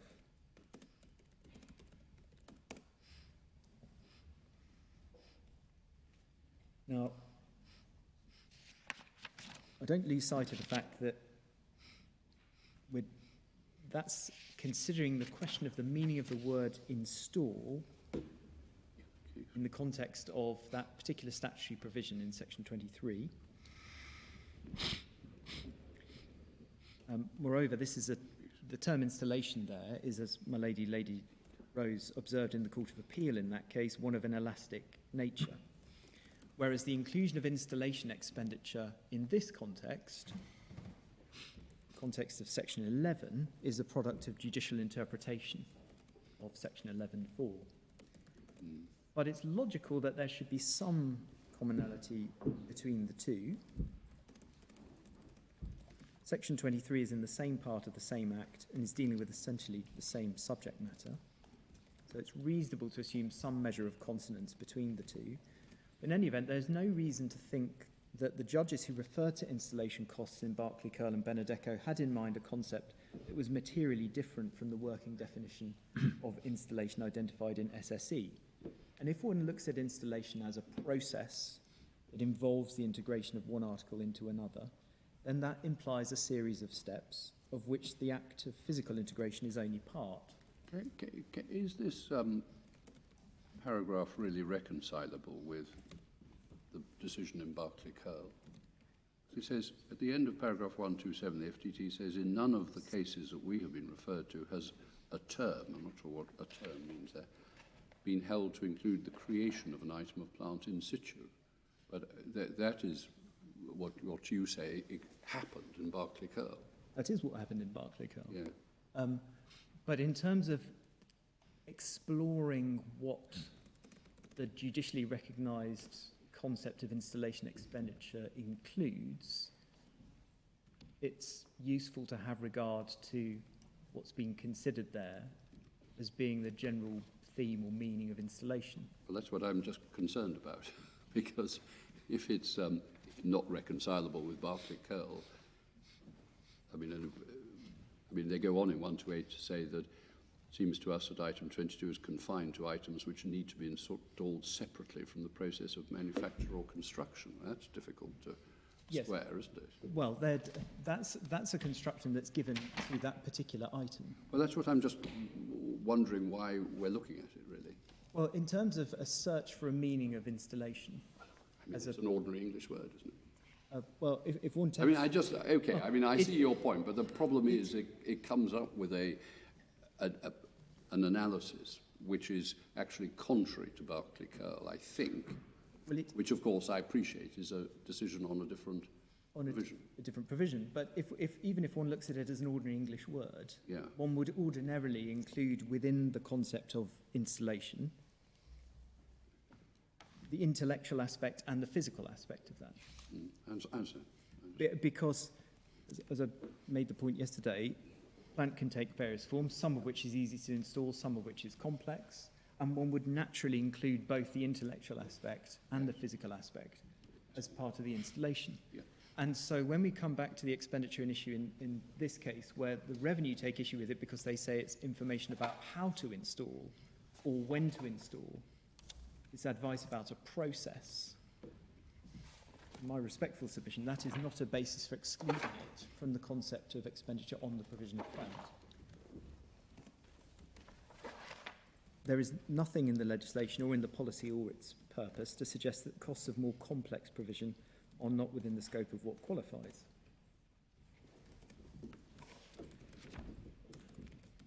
And which of the studies are particularly directed at how or when to install rather than the design of the plant? There are various of the studies that touch on how or when to install. I'm not able to give my lady a list off the top of my head, but they are all one, for example. They are all dealt with in the appendices to the written cases. But for example, there are part of the survey mitigation measures would recommend avoiding construction at certain times to avoid interfering with spawning seasons and so on. There are studies that recommend particular construction methods so as to do the least harm. So, or construction methods or installation? Well, it could be, you could describe it in either way, but they are how you ought to install the plant. So particular types of piling, particular types of method of drilling and so on. They're about methods of how you go about doing this. And that is part of the process of installation, understanding how to do that.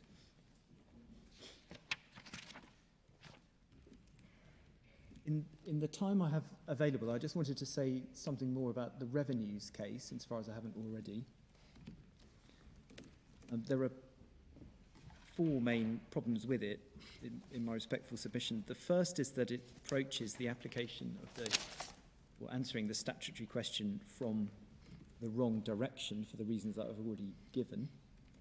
In my submission, the question falls to be answered using the hindsight approach that was accepted by the FTT and the Court of Appeal. Secondly, when it's distilled to its essence, the revenues case is that the expenditure in question was too remote, or, if you like, not sufficiently proximate, or on the wrong thing, or on the wrong side of the curve. But really all of that is just an assertion of a conclusion.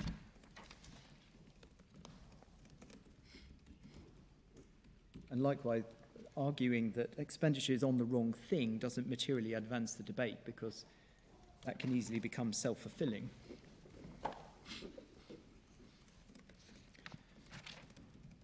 Thirdly, there are problems with the substance of the conclusion that they invite the court to reach.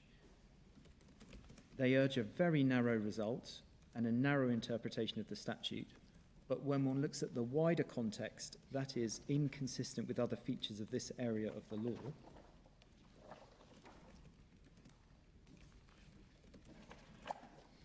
It's also inconsistent with parts of their own case with respect.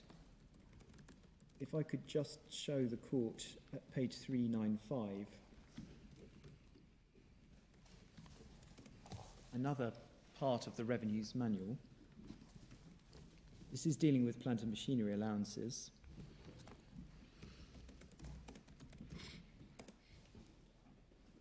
And it references professional fees. It's page 395. 395. 395, my lord. And it begins by saying that professional fees such as survey fees, architects' fees, quantity surveyors' fees, structural engineers' fees, service engineers' fees, or legal costs only qualify for plant and machinery allowances as expenditure on the provision of plant and machinery if they relate directly to the acquisition, transport, and installation of the plant or machinery, and as such are part of the expenditure incurred on the provision of the plant or machinery. Now, except, of course, that's the Revenues Manual. But HMRCs say, in this case, in the written case, paragraph 74, that this statement is consistent with their case. And with respect, it is difficult to see how, because the professional fees referred to there surely relate to intellectual work, including preliminary surveys or design, rather than the physical act of fabrication.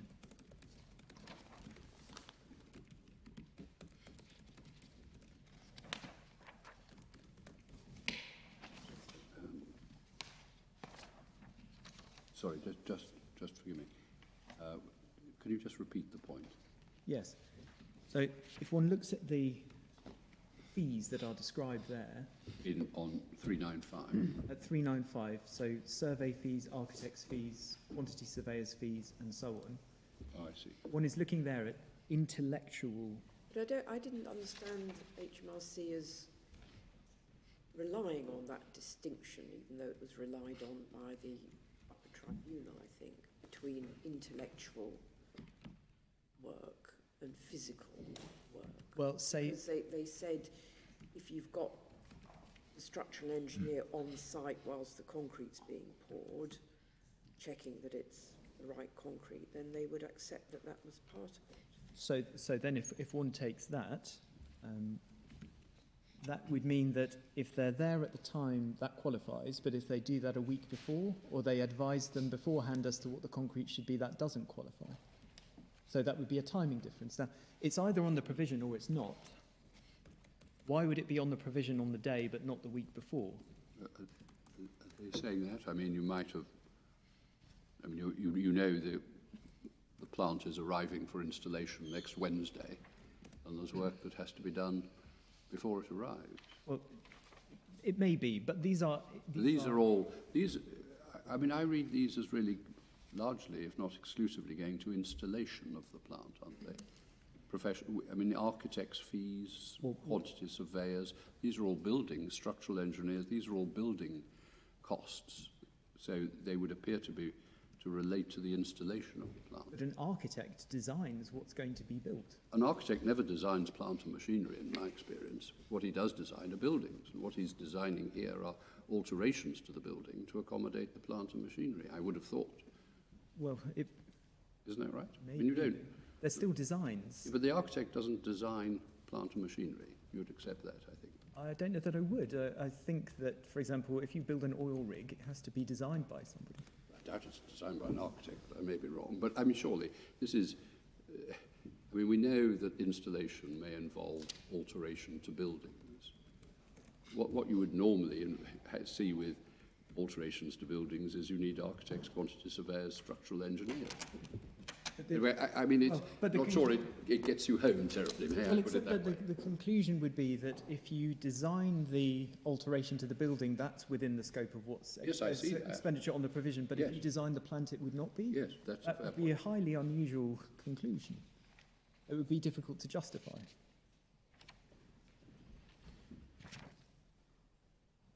And then the fourth point is that the conclusion that HMRC urge on this court runs contrary to the purpose of the provisions, both in terms of the incentivisation of creating new items of plant, but also in terms of ensuring that the taxpayer is taxed on their true profits.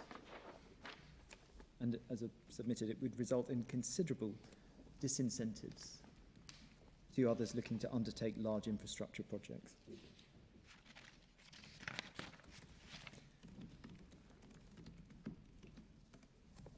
And then finally, if I may, just wanted to touch on the Court of Appeal's decision. The headline point is that I respectfully endorse it and invite this court to uphold it. The key conclusion is at paragraph 76, which is page 176.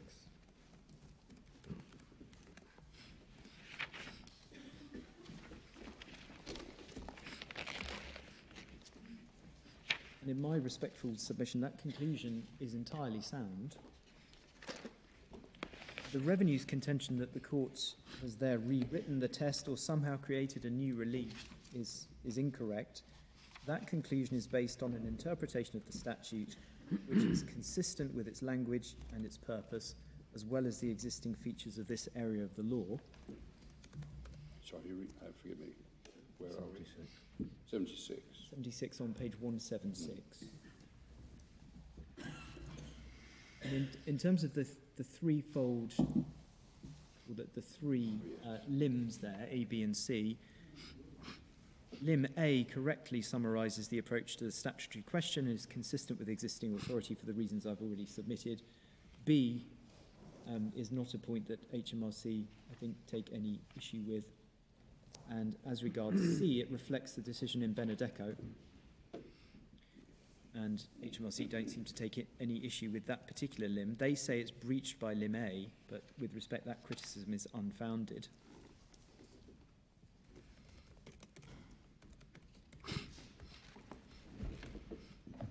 And then in terms of the court's, well, I should just say something about paragraph 73. You have a few minutes, Mr. Jones, because you were late starting. Oh, thank you, my lord. I had agreed with my learned friend about a finish time. Yes, I have 5 more minutes. But yesterday you didn't start until 7 or 8 minutes later than the appointed time. I'm grateful, my lord. So, paragraph 73, I just wanted to say a few words about... Paragraph 73? 73, 175, at the bottom of 175. HMRC take issue with this. And in that paragraph, the court explains that expenditure on deciding whether to acquire plant at all would not be considered part of the cost of designing it. In my submission, that's correct.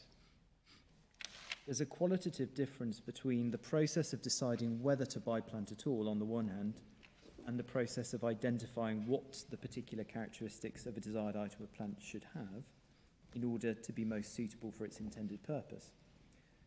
So deciding whether to buy tables at all is not part of the provision of plant. Having decided that tables are to be obtained, the process of determining the particular type of table to be obtained is properly considered part of the process of the provision of the tables that result, as the court identifies. The revenue then say, this is in their written case at paragraph 82, that the court's analysis in paragraph 76 would mean that expenditure on studies which advise that a three-bladed turbine component rather than a four-bladed one would be better, would be qualifying, whereas expenditure on advice to a farmer on whether to acquire a tractor would not be qualifying. But those aren't comparable situations. As I've submitted yesterday, determining what component to use when designing a bespoke item of plant is part of the costs of determining its physical characteristics, and as such, are part of the cost of its provision. Whereas deciding in the abstract whether or not to acquire plant at all isn't part of the provision of a specific item of plant. There is no inconsistency. And then in terms of the court's application of its conclusions to the particular items in issue, and this runs from paragraph 77 through to 93, in my respectful submission, the court got the answers right. As I've mentioned to my Lady Rose, in the appendix to the written case, I've addressed each item of expenditure. Now, in terms of the revenue's attack on this, they have tried to isolate from the passage of that part of the Court of Appeal's decision words like relate and inform, saying that they are weak and they're loose, and describe them as extra statutory words, but that is not a fair criticism. This is the court assessing the nature of the expenditure and its products for the purposes of applying the law as it's held to be. The revenue also take issue with reference to design, saying it's a word capable of more than one meaning. That is true. The word design can refer to a process. The word design can refer to the product of that process, but nothing turns on that. The key question is as to the nature of the products of the studies and the surveys and their role in relation to the provision of the plant. And in my submission, the court analysed those facts and arrived at the right determinations in each case. That was all I was proposing to say about the Court of Appeal's decision. And for all those reasons, and those set out in my written case, I respectfully invite this court to dismiss HMRC's appeal and affirm the order of the Court of Appeal. And unless I can assist further, those are my submissions. Thank you, Mr. Jones. We're very grateful. Ms. Wilson.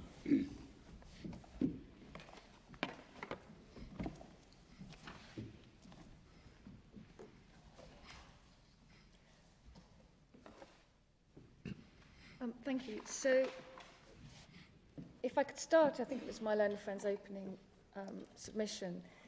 He says you should construe the legislation expansively because otherwise legitimate business expenditure falls through the cracks.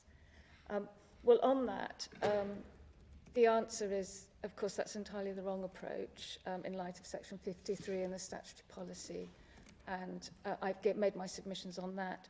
But I'd say it's also very clearly answered by Lord Hailsham in Benedetto at page 588B, by Lord Russell at 593D, and again at 593F to G, where Lord Russell takes the point that there's nothing problematic with there being an asymmetry between revenue and capital expenditure.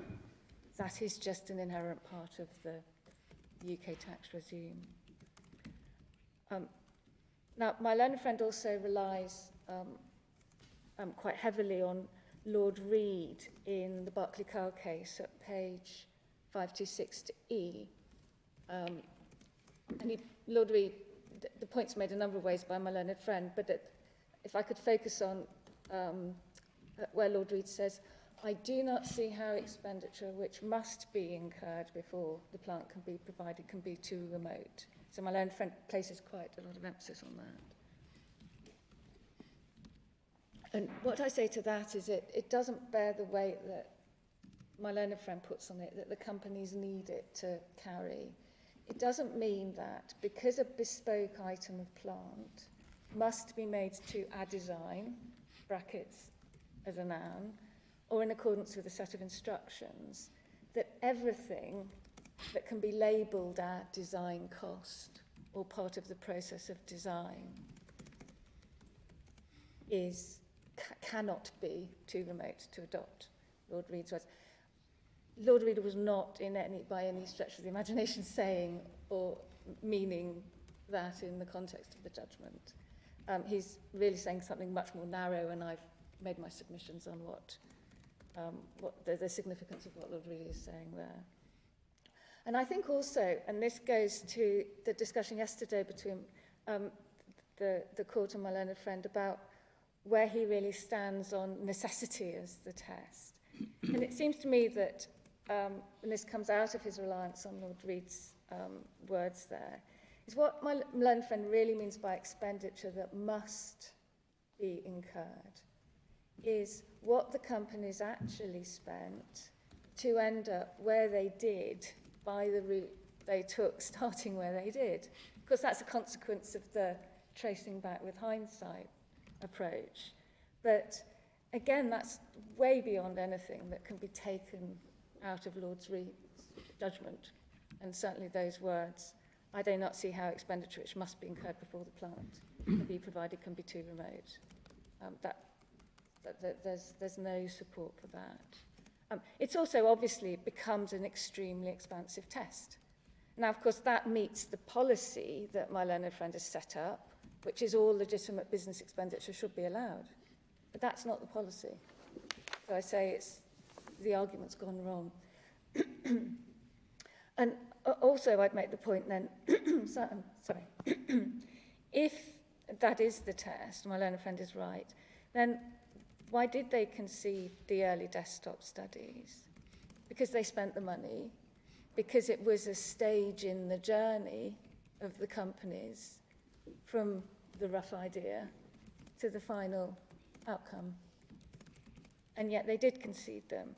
And of course it goes further. Why not finance costs for a taxpayer who needs to borrow the money? And Sorry, why not? I missed that. For a taxpayer who needs to borrow the money, why doesn't this test actually include finance costs? But we know that that's too far because of Benedetto. So all in all, it's too expansive.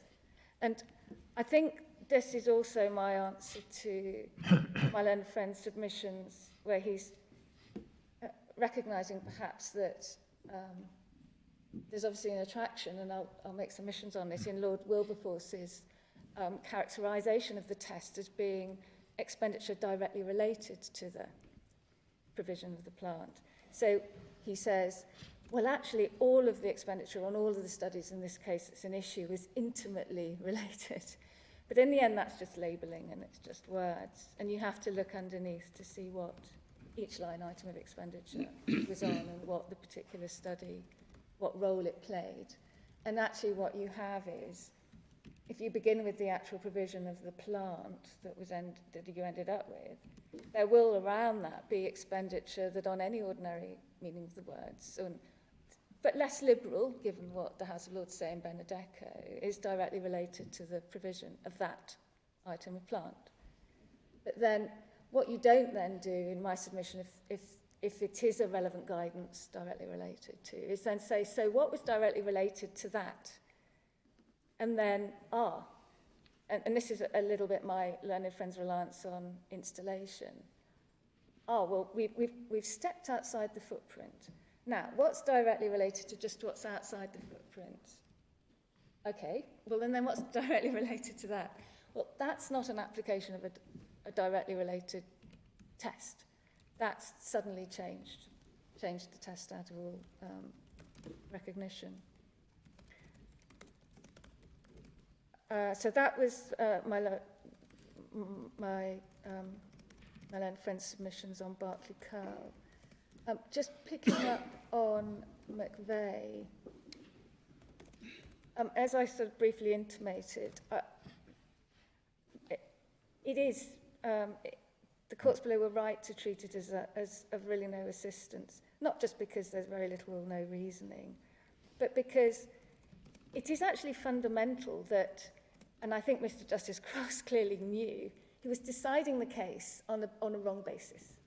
So these designs, as they were intangibles, nowadays they would get, you'd look to the intangibles property relief. But let's suppose they're physical. So they're physical items which, and Mr. Justice Cross says, if actually used to complete the pattern block that goes in the printing press, then they are on the provision of plant. And Sorry, then they are on the provision of plant. Yes. But of course, it's literally completing. The printing Didn't press they can't also print allow- wallpaper without the... They also allow the costs of those that the styling committee rejected. Yes, but on... I thought there was going to be an apportionment. Well, no, he rejected an apportionment because the Crown wanted all or rejected nothing. The Crown didn't put it. Right. But as regards all of them, then as a matter of fact, and this is why my learned friend's arguments about how it's an example of an indirect deployment still being on the provision of plant doesn't work, because the reason, all of that description about how they're deployed is the very reason why, applying the correct law as we know it today, they are actually themselves plant. These designs, books, each individual book of design was itself plant. And Mr. Justice Cross describes it as a tool of the trade. It's just he can't then bring himself to call it plant because he feels constrained by Daphne and Shaw. So, but the facts don't change. Just because we can't characterise it as plant as a matter of law, it doesn't mean they're not actually still functioning in the business as a tool of the trade. So there just isn't an analogy here. These studies are not tools of the trade. That's not their role. The role of the studies here is to enable regulatory consents to be obtained, to provide advice, to fill in gaps in knowledge, to enable choices and to enable decisions, which ultimately lead to the final agreed drawing with Siemens, the manufacturer, or it could be another manufacturer, as to which, please deploy this drawing and make my plant. And that's what's agreed. And that's why the revenue in principle, and we say in our written case, say, well, those final drawings, they're akin to the sort of final instructions. They are, one can see that had the first tier had all the detailed facts about what had gone on, one might concede that the first tier might have said, well, applying the revenues test, that the cost of the final drawings, because they are actually used to fabricate, they're the instructions to build to, might be on the provision of. What we're just saying, we can contemplate that. We then separately make the point that there was no evidence before the first tier tribunal about that end process. And just on, if the tribunal wants to just see that it did cause problems for the first tier and they comment on it, and they comment on the lack of evidence at paragraphs 213 and 217 of the first tier decision. And perhaps I'll just deal with the scope of the appeal at the end, but the FTT was surprised at the lack of evidence on certain matters.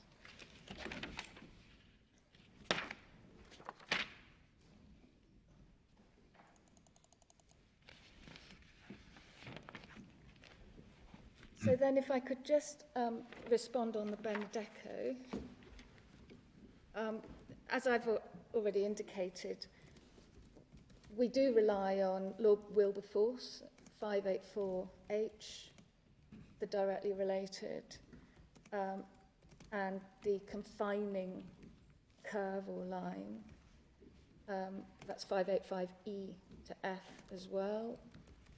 And Lord Hailsham, 587B to C.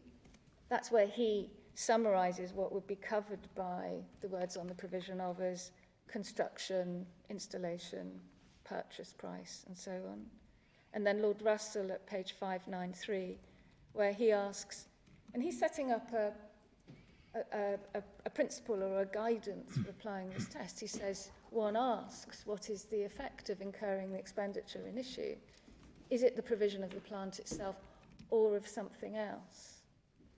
Now, we say that's all valuable guidance in understanding the scope of the rule, as is the fact that the House of Lords clearly thought that there was a narrower and wider reading of these words in the legislation.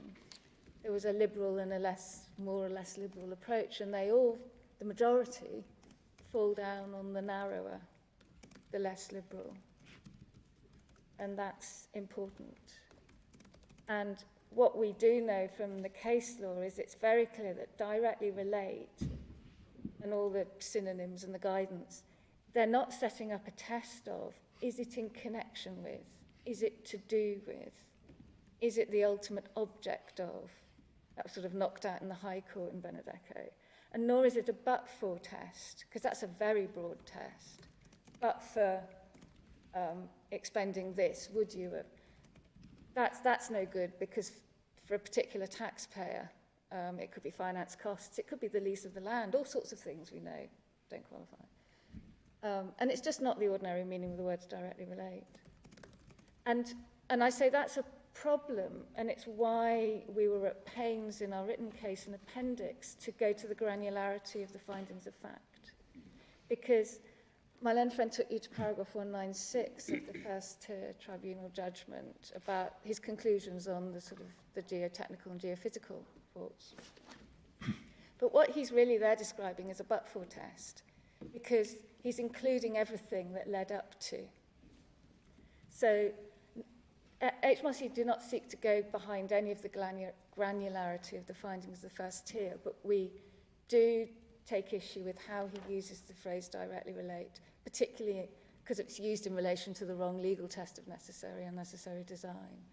But also, as Ms. Parrott explained, when you look at his judgment, he's not applying it at the same point that the Court of Appeal apply their test, and he's not applying it at the start when the Revenue Sage applied. He's applying it as each study comes out. You apply his, does it directly relate to?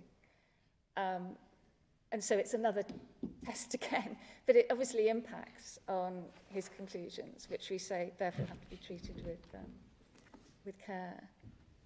Now, I wanted to make clear that the reason I focused on hindsight is because it's an important part of the Court of Appeal's test needs hindsight to go so far back.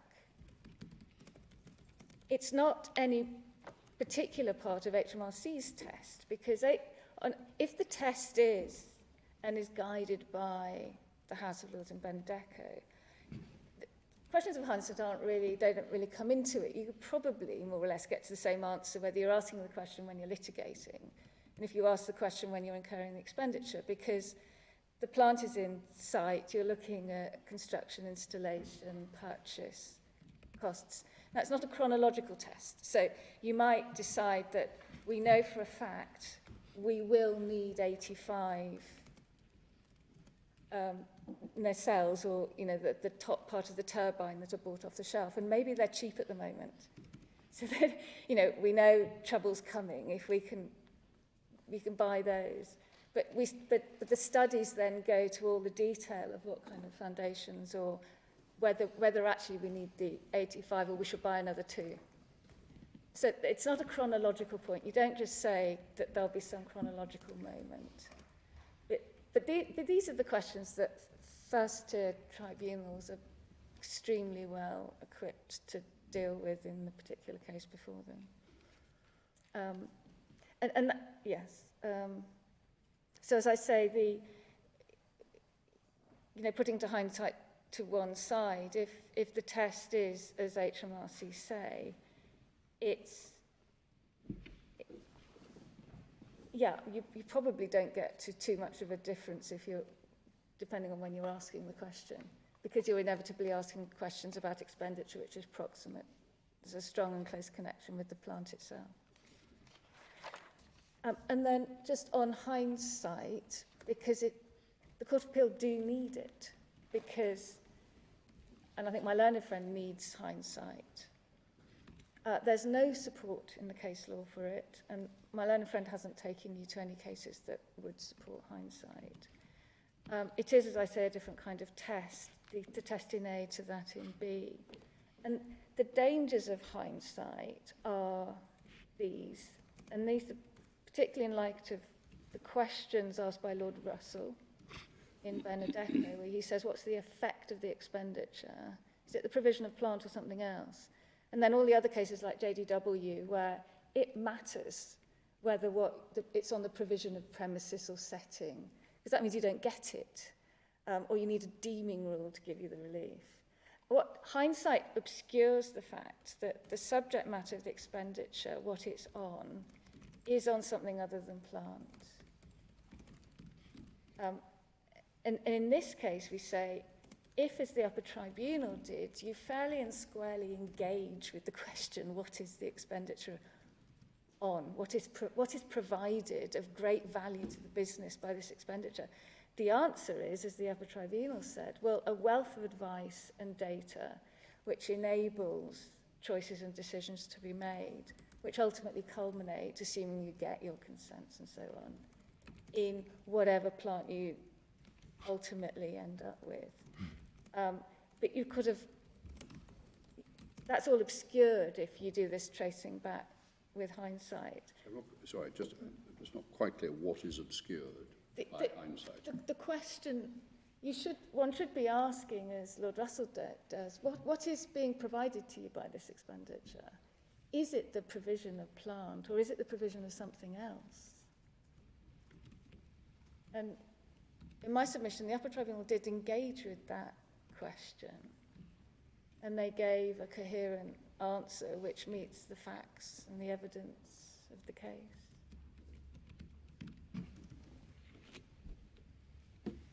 Can you just deal, maybe coming to it, with this intellectual versus physical point? Well, it's not intellectual versus physical. It's two different processes. And one is designing. Now, the studies themselves, when you read them, you can see that vessels are chartered. There's all sorts of physical and practical activity. The soil samples are the result of, sometimes the result of desktop studies. So you just find some work someone's already done, you read it and use it. But sometimes you have to charter a vessel and go out and find dig and discover the rock or so on. So it's not a physical versus intellectual in any event. The differences between modelling, conceiving, designing, developing, and then making.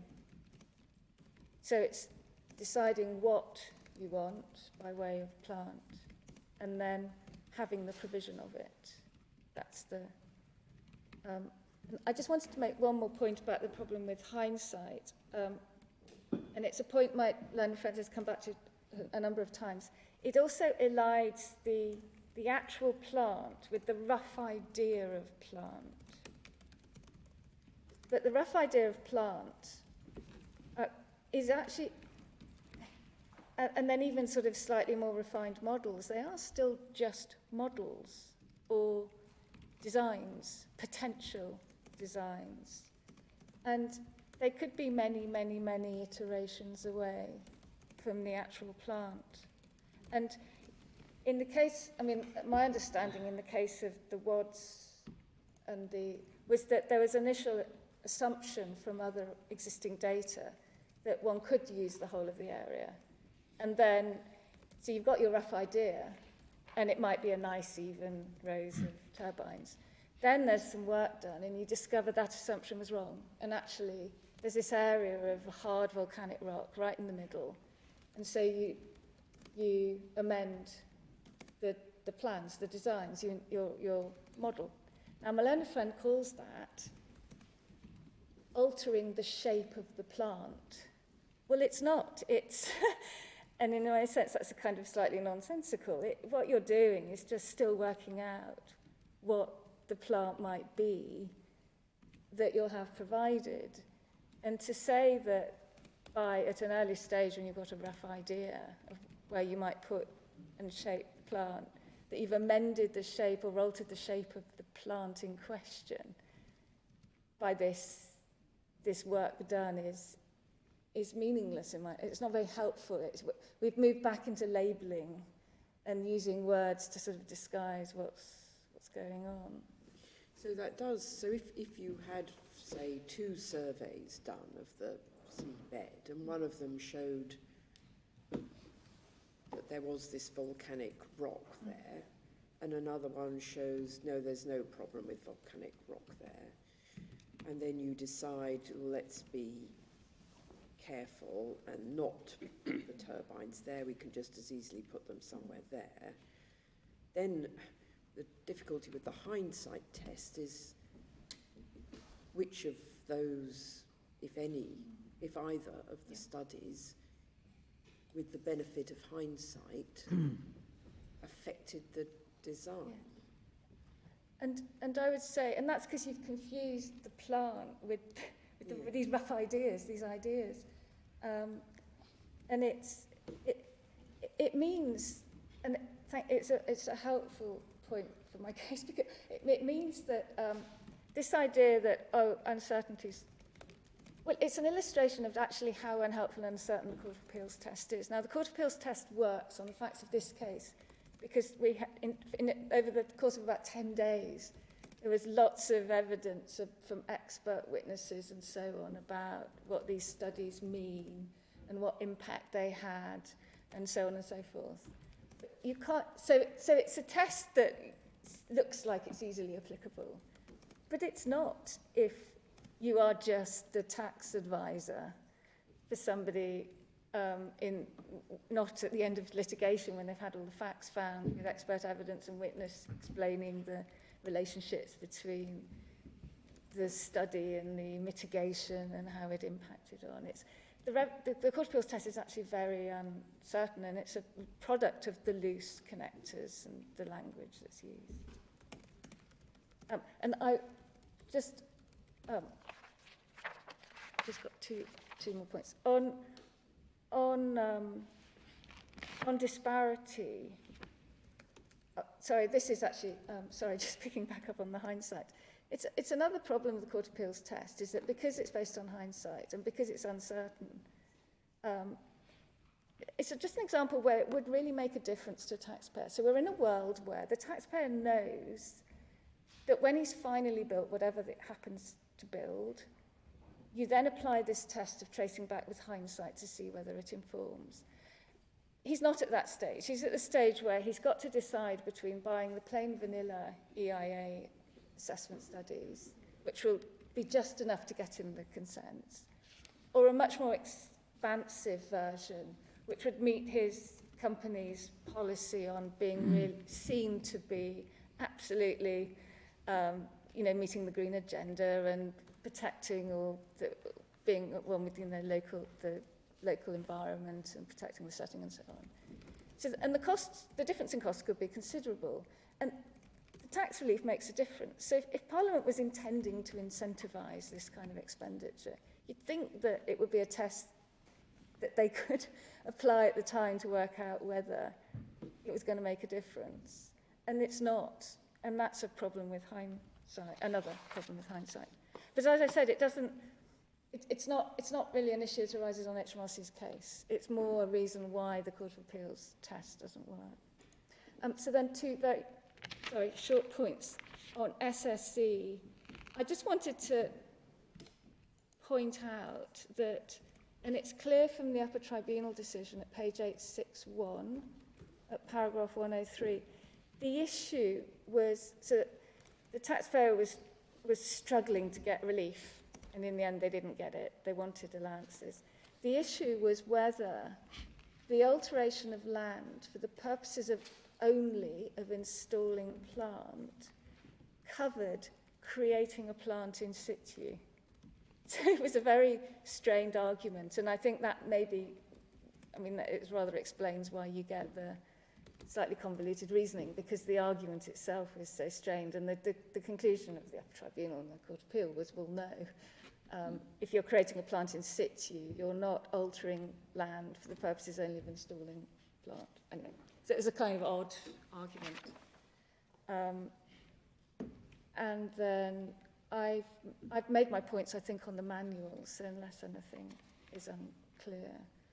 And I don't propose to say anything on Section 36 of the Capital Allowances Act or Section 336 of ITPA, because they're very different rules with their own purposes, and I don't think a compare and contrast helps. You were going to say something about disparity.